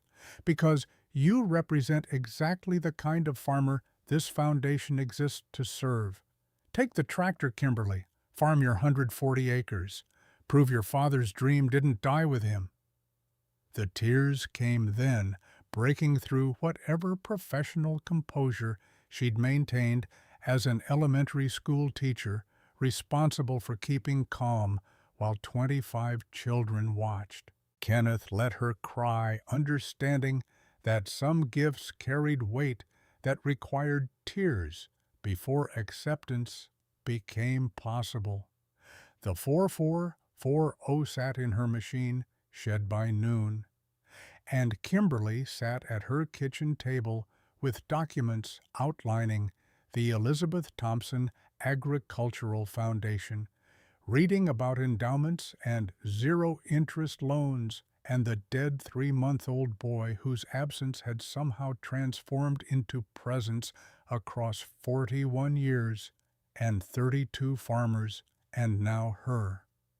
Matthew Wilson received his tractor March 29th delivery, coordinated for late afternoon when shadows stretched long across fields waiting for spring planting. 33-years-old construction worker for 9 years since his father Henry's suicide in 2004, hands calloused from hammers and lumber, but heart still carrying the weight of cutting his father down from the barn rafters where depression and foreclosure had driven him. Kenneth had researched Matthew's background through the quiet networks that existed among people who paid attention to struggling families. The PTSD diagnosis, the therapy Matthew had pursued despite construction buddies mocking mental health treatment, the 23,000 saved despite wages that barely cleared 40,000 annually. Young men who found their fathers hanging didn't often recover enough to pursue the same profession that had killed them. The ones who did deserved support that went beyond mere equipment provision. The 1980 John Deere 4640 Brian delivered represented $44,000 in retail value. Kenneth offered it for $18,000 total terms, structured as $300 monthly for 60 months with zero interest, essentially selling at 40% of market price to someone who'd spent 9 years proving that Henry Wilson's son possessed strength. His father's circumstances had prevented from manifesting. Matthew stood in his rented farmyard, staring at the tractor like it might vanish if he looked away, hands shaking slightly in that way that suggested emotional overload rather than physical response. "Your father was a good farmer. The timing was bad, not his skills." Matthew's jaw tightened, muscles bunching beneath skin that had seen too much sun and too much sorrow. He thought he was a failure. That's why he killed himself. Kenneth moved closer, close enough that Matthew couldn't avoid his eyes even if he wanted to. "Your father wasn't a failure. The system failed him. High interest rates, low grain prices, banks that over-leveraged, then abandoned farmers when markets turned. That's not failure. That's bad luck and worse policy. You have a chance to prove farming can work if approached right. Take this tractor. Pay me when you can. Skip payments if you have bad years. I'm not a bank. I'm a farmer who remembers what losing everything looks like." Matthew's voice came out rough, barely controlled. "I found him in the barn. I was 26. I cut the rope. I held him while I waited for the ambulance, even though I knew he was gone. Mr. Thompson, I don't know if I can even walk into a barn without seeing that." Kenneth's hand found Matthew's shoulder grip firm enough to communicate presence without presuming intimacy they hadn't earned. "Then you honor him by facing that barn and filling it with success instead of tragedy. You take this equipment you farm, and you prove Henry Wilson's son became everything Henry wanted to be before debt destroyed his hope." The tears that followed weren't gentle. They were the kind that came from breaking open something sealed too long, from finally allowing grief to exist alongside possibility, instead of forcing them into separate locked rooms. Kenneth waded through it, understanding that some debts required payment in vulnerability before commerce could proceed. Jonathan Wright collected his tractor, April 2nd, same 1981 4440 model as Kimberly's but carrying different weight, because free equipment to a 26-year-old who'd fled farming after his father, Patrick's pill-induced suicide, represented both gift and challenge. 6 years in North Dakota, oil fields earning $75,000 annually, but hating every minute had taught Jonathan that running from pain didn't eliminate. It just relocated it to landscapes less familiar. Kenneth met him at the shed entrance, noting the way Jonathan's eyes tracked across the remaining equipment like someone cataloging escape routes even while accepting help. "I knew your father. Patrick was my friend." Jonathan's spine straightened defensive posture that suggested this conversation could go badly depending on what came next. "Then you know what he did. I know he lost hope. Losing a farm doesn't mean farming failed him. The system failed him. You can prove the system wrong." Jonathan's laugh carried no humor, just the bitter recognition of someone who'd spent 6 years trying to convince himself that abandoning agriculture represented smart pragmatism rather than inherited cowardice. "I ran away for 6 years, Mr. Thompson.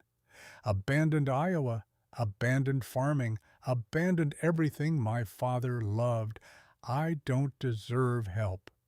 Kenneth's voice carried the edge that came from 40 years of distinguishing between people who made excuses and people who made accurate self-assessments they needed someone else to contradict. Running away was easy. Coming back was brave. You came back. That's what matters. Take this tractor. Farm. Build something Patrick would recognize as continuation rather than ending. The equipment transfer happened quickly after that. Jonathan signing documents with the focused intensity of someone who understood second chances came with obligations that transcended legal contracts. He drove the 4440 north toward the 200 acres he'd rented, and Kenneth watched him go while wondering how many sons carried their father's failures like permanent scars that defined them more than their own choices ever could. Ashley Harris arrived April 7th with William father and daughter, representing something Kenneth had dreamed about since helping William in 1990, but hadn't dared assume would manifest this literally. 24 years old agricultural business degree from Iowa State, 2 years as a commodity trader in Des Moines earning $52,000, and completely certain that trading grain represented cowardice compared to growing it. William, you remember 1990? Kenneth's question carried subtext both men understood, referencing not just chronology, but transformation, not just business, but lives altered by someone choosing to believe when institutions wouldn't, every day. You changed everything for me. You paid it forward. Mentored 19 farmers over 15 years. Now your daughter wants to farm, Ashley. This one's for you. In the 1978 444, sitting behind them represented 37,000 retail. Kenneth offered terms of $400 monthly for 36 months, 14,400 total, barely more than third of market value. Ashley started to protest, started to explain she had 15,000 saved and could afford more, but Kenneth cut her off with a gesture that suggested negotiation wasn't the point. I don't want more money. I want you to succeed, then help the next generation. That's the payment. Your father built something from the tractor I sold him 21 years ago. You build something from this one. Then you find some kid graduating Iowa State with no land and no equipment, and you give them their chance. William's eyes held moisture that didn't quite become tears. Emotional weight that came from watching his choices echo forward into his daughter's life in ways he couldn't have anticipated when he'd driven that first tractor home in April 1990. Kenneth, you helped me. Now you're helping Ashley. I don't have words. Kenneth's response came quiet but absolute. The words are, "See you at harvest, William." The remaining distributions followed through mid-April, each carrying its own weight, each representing futures purchased at prices that defied conventional market logic. James Smith, 38 years old, received a free 1973 423. Worth $31,000 his inheritance, the son of a foreclosed farmer identity that seemed to reproduce itself across generations like some genetic marker of rural American struggle. Lisa Allen, 31, single mother to 2 children, ages 6 and 8, working 2 jobs while saving for equipment, got a 1975 443 for $12,000 on terms that gave her 5 years to pay. Robert Williams and John Brown Brothers, Farming in Partnership split payment on two 1968 4,020 tractors, totaling 58,000, their combined 600 monthly, representing belief in collaboration over competition. Carol Robinson, 27, took a 1977 Ford 230 for $32,000 on terms after explaining her plan for organic vegetable production with such detailed market analysis that Kenneth suspected she'd succeed regardless of equipment, but wanted to ensure success came easier than struggle alone would make it. Eric King, 35, Iraq War veteran, carrying PTSD from combat tours that had taught him about mortality, but nothing about agriculture, received a free 1979 443 worth 38,000 after describing farming as therapy in language that suggested he understood land's capacity for healing better than most people twice his age. 12 tractors distributed by April 15th. Total retail value $500 to $12,000. Total Kenneth would collect through payment terms $186,000. Total subsidized $326,000, the difference representing investment in futures he'd never witness, but Elizabeth had insisted mattered more than any accumulation they could achieve personally. The Elizabeth Thompson Agricultural Foundation launched officially August 15, 2011, at the Marshalltown Community Center, with 80 people attending, including farmers, bankers, local media, and enough curiosity seekers to fill the back rows. Kenneth spoke publicly for the first time about Elizabeth and their son, and the 41 years between Timothy's death and this moment when private grief finally transformed into public legacy.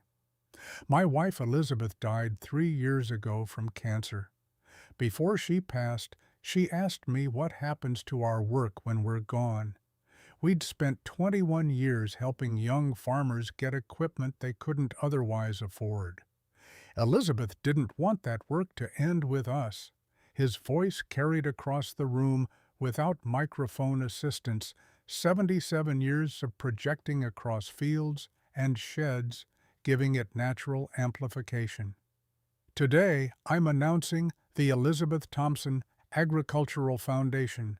We've endowed it with $4 million, conservatively invested. That generates approximately $160,000 annually. Every year forever, we'll help 3 to 4 young farmers get equipment through zero-interest loans. This isn't charity. It's investment in people who work hard but can't access conventional financing. We've already helped 44 farmers over 21 years. 32 are here today. They collectively own over 10,000 acres and employ 95 people.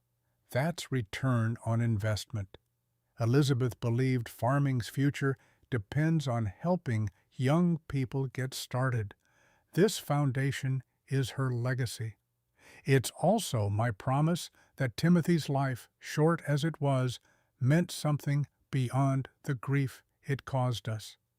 The board of trustees, he announced, included Rebecca Young, the farmer he'd helped through drought in 1995, now owning 560 acres and serving as proof that compassion during crisis mattered more than rigid contract enforcement.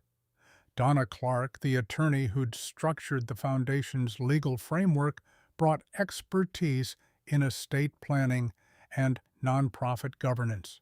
William Harris represented first-generation success, the validation that Kenneth's methodology worked across backgrounds and circumstances.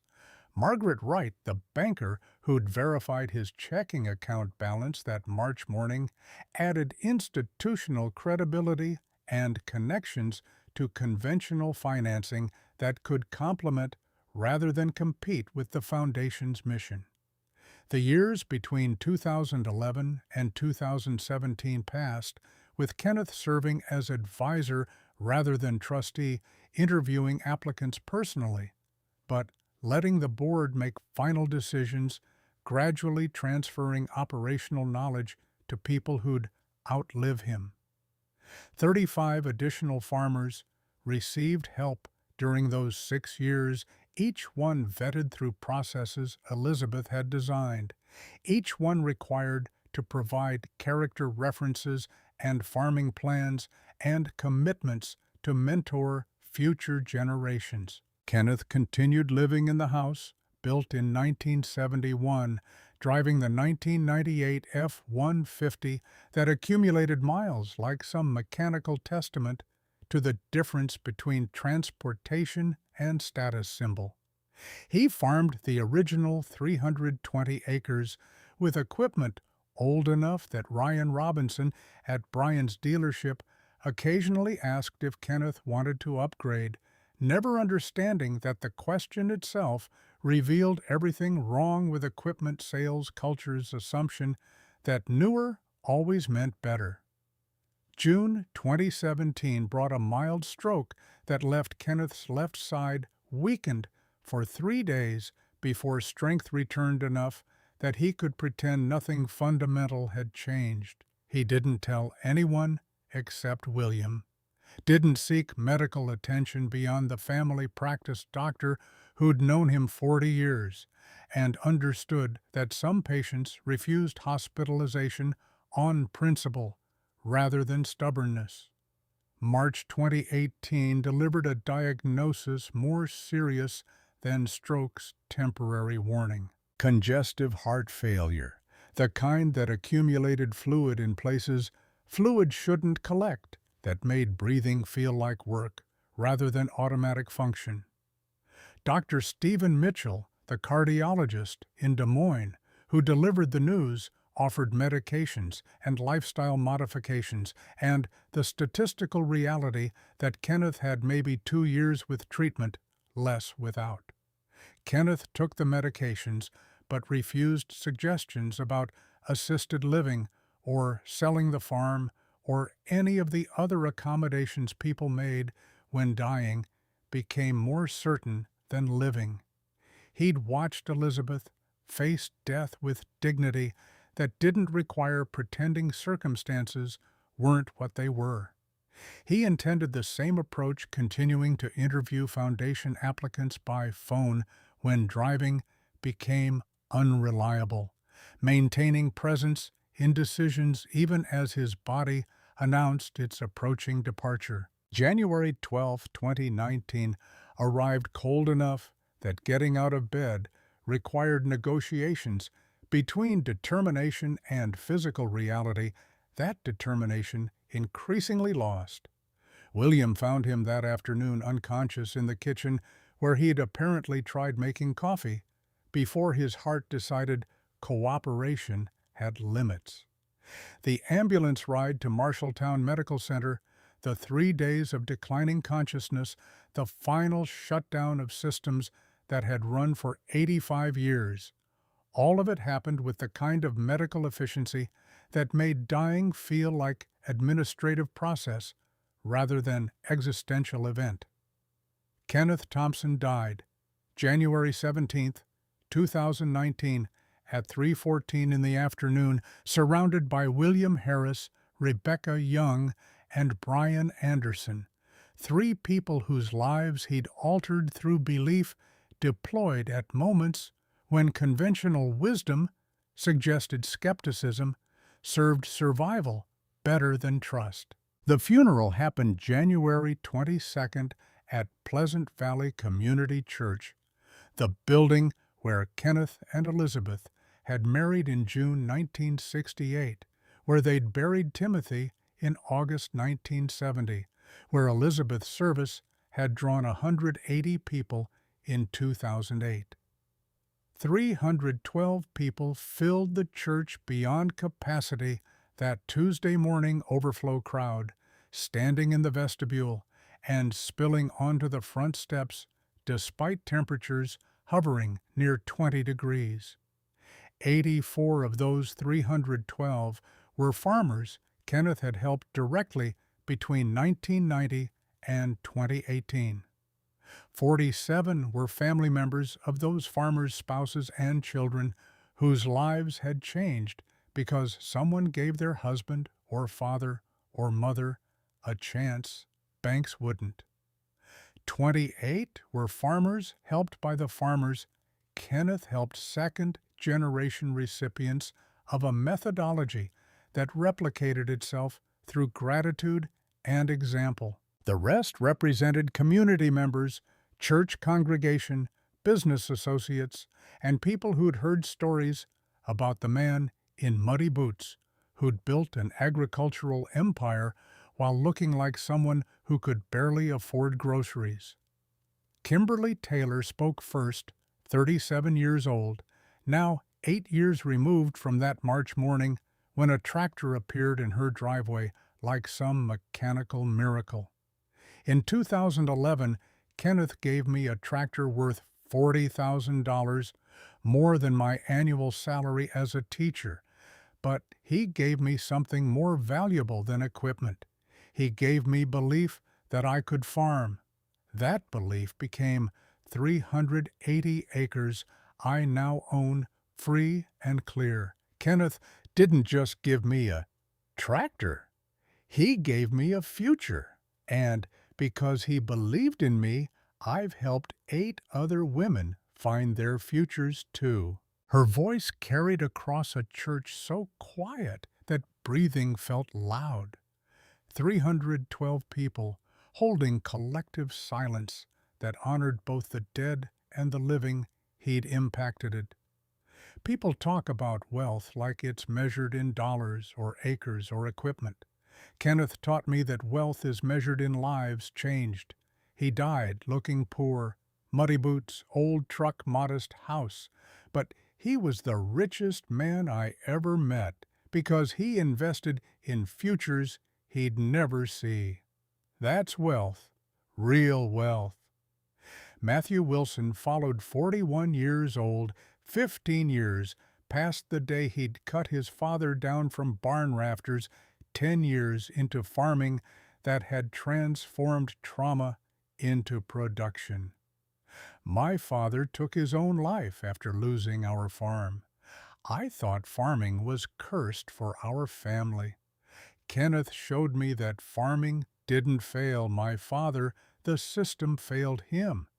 Kenneth gave me a tractor and told me to fill the barn with success instead of tragedy. Today, I own 480 acres. I have a barn full of equipment. And when I walk in there, I don't see my father's death anymore. I see my father's dream alive in me. Kenneth gave me that. Silence stretched after Matthew sat down, the kind that suggested people needed time processing emotion before more could be delivered. Ashley Harris stood 28 years old, 4th year farming, already earning enough from organic production that Whole Foods carried her vegetables across their Midwest region. My father, William, was helped by Kenneth in 1990. I was born in 1987, so I grew up watching Kenneth's impact on our family. In 2011, Kenneth helped me too. 2 generations of Harrises changed by one man's generosity. That's not charity, that's legacy. And when I have children someday, I'll tell them about the man who believed in their grandfather when banks wouldn't, who believed in their mother when conventional wisdom suggested organic farming couldn't compete. Kenneth Thompson's influence will reach people who'll never know his name. That's immortality. Brian Anderson spoke, last 60 years old, now 8 years removed from the morning. An old man had walked into his dealership and taught him what 32 years in business hadn't. March 15, 2011. A man in mud-covered boots walked into my dealership and asked for 12 tractors. I laughed at him. I thought he was crazy. That laugh was the most expensive 2 seconds of my life. Not because I almost lost a sale, but because I almost missed the greatest teacher I ever met. His voice broke slightly. Recovered, continued. Kenneth taught me that wealth isn't about appearance, it's about impact. I've been in equipment sales 32 years. I've sold tens of millions in machinery. But Kenneth changed more lives with used tractors bought at auctions than I did with all my new inventory combined. He was the richest man I ever knew, and he looked the poorest. That contradiction is everything wrong with how we judge people and everything right with how Kenneth lived. The burial followed at Pleasant Valley Cemetery. Small plot next to Elizabeth's grave and the tiny marker reading Timothy Thompson, 1970 to 1973. Generations of family reunited in soil that had defined their existence, even when existence felt defined by absence. Kenneth's headstone, simple granite, purchased with specifications, left in his will, bore inscription he'd chosen himself. Kenneth Thompson, 1934 to 2019, farmer, helper, friend, next to Elizabeth forever. The years following Kenneth's death demonstrated whether his vision could survive without his presence.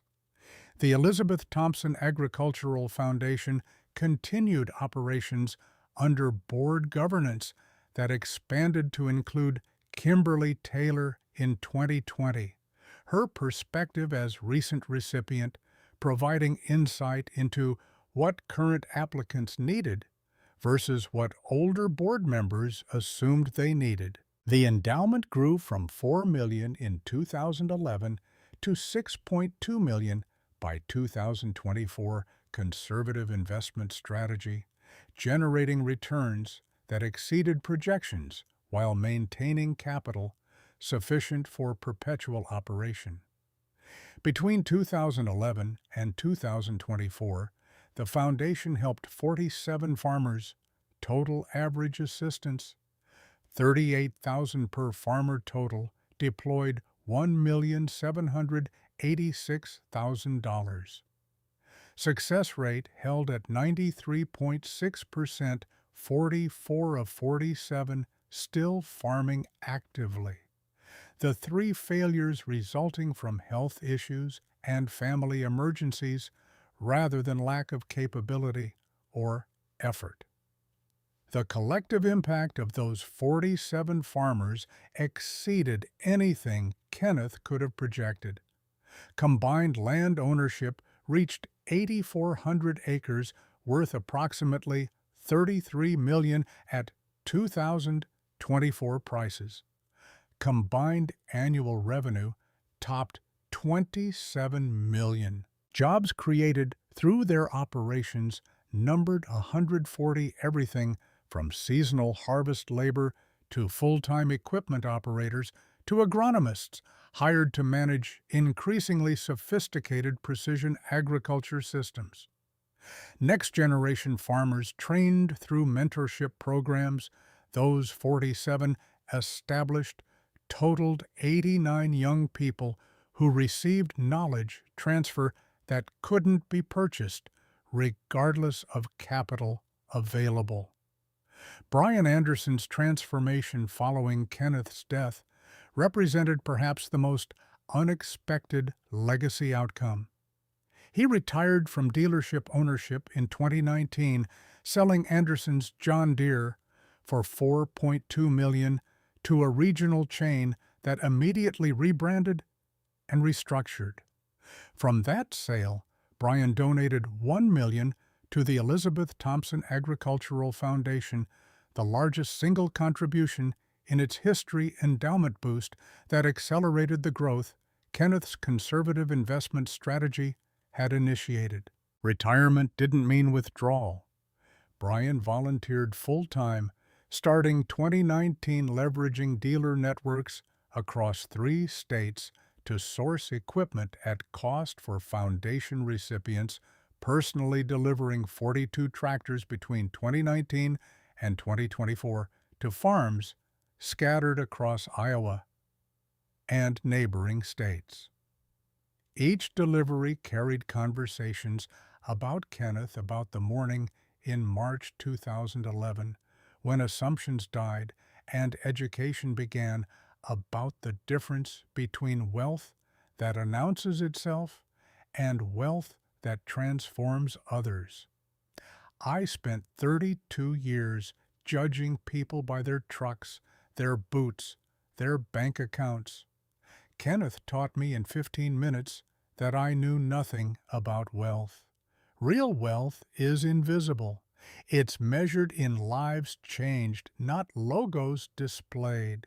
Brian's reflection, offered during a 2023 interview with the Des Moines Register, captured what others who'd encountered Kenneth eventually understood: that the man's greatest gift wasn't money or equipment, but the conceptual framework suggesting impact mattered more than accumulation.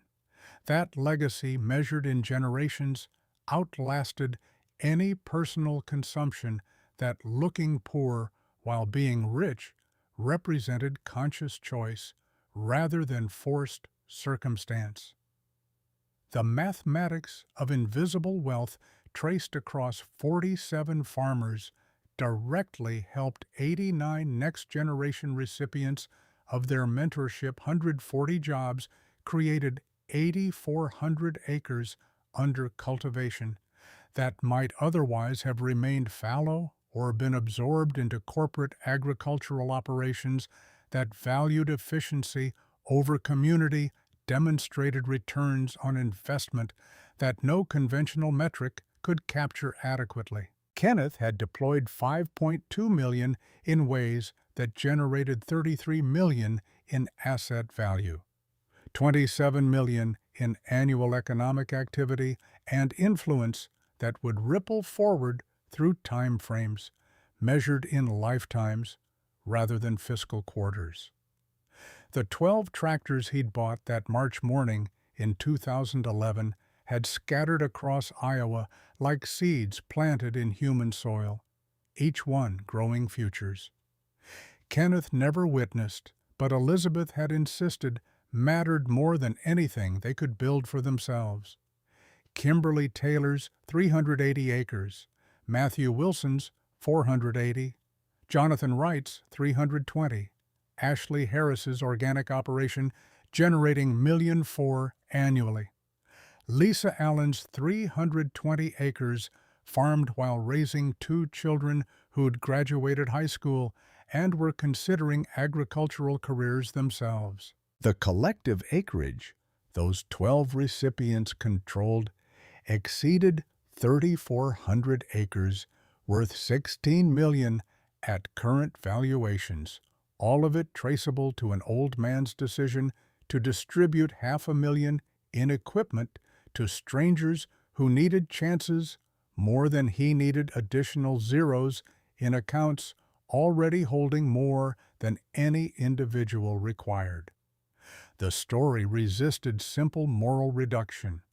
Kenneth Thompson hadn't been saint or savior, just someone who'd watched his father die from shame after foreclosure, who'd buried a 3-month-old son and decided that death meant something only if transformed into life for others, who'd partnered with a woman who understood that wealth accumulated became burden unless deployed toward purposes that outlasted personal existence. He'd made calculations across 40 years that defied conventional financial logic, selling equipment at cost when profit beckoned, forgiving debt when contracts permitted, collection choosing impact over income at every junction where those paths diverged. But the story also affirmed that those choices worked, that patience deployed across decades generated returns invisible to quarterly assessments that help offered to 47 people multiplied through their efforts into help for 89 more, who multiplied into help for hundreds, yet uncounted, cascading forward through time in ways that made original investment irrelevant compared to eventual outcome.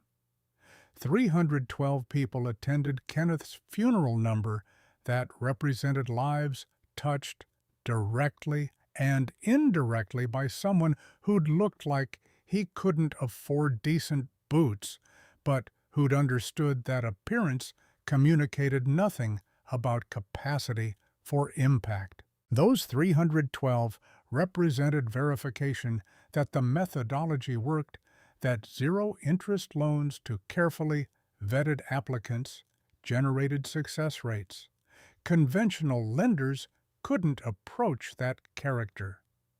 References from community members predicted outcomes more accurately than credit scores or collateral assessments, that treating farmers as partners rather than risks transformed relationships in ways that benefited both parties beyond mere transactional exchange. The question Kenneth's life posed to everyone who encountered his story wasn't whether generosity made good business sense. That calculation missed the point entirely. The question was whether success measured itself through personal accumulation or collective elevation, whether wealth's purpose was consumption or deployment, whether dying with millions mattered as much as living in ways that ensured millions deployed, meant futures created for people who'd never know the name of whoever made those futures possible. A 77-year-old man in mud-crusted boots bought 12 John Deere tractors. The dealer laughed at him, then got educated when the check cleared, then got transformed when he learned where the money came from and where it was going. But the education and transformation extended beyond that dealer, beyond that morning, beyond that transaction, into territory where measurement systems failed because some things exceeded quantification. Kenneth Thompson could have driven a Lexus and worn $300 boots and built a showcase home that announced wealth to everyone who passed. Instead, he drove a rusted F-150, wore a Carhartt from Farm Fleet, lived in a 1,200-square-foot house built in 1971, and invested everything else into people he'd never see succeed. That choice created 47 farming operations, 89 mentored successors, 140 jobs, 8,400 acres under cultivation and influence that will continue radiating forward until everyone who remembers Kenneth Thompson personally has died.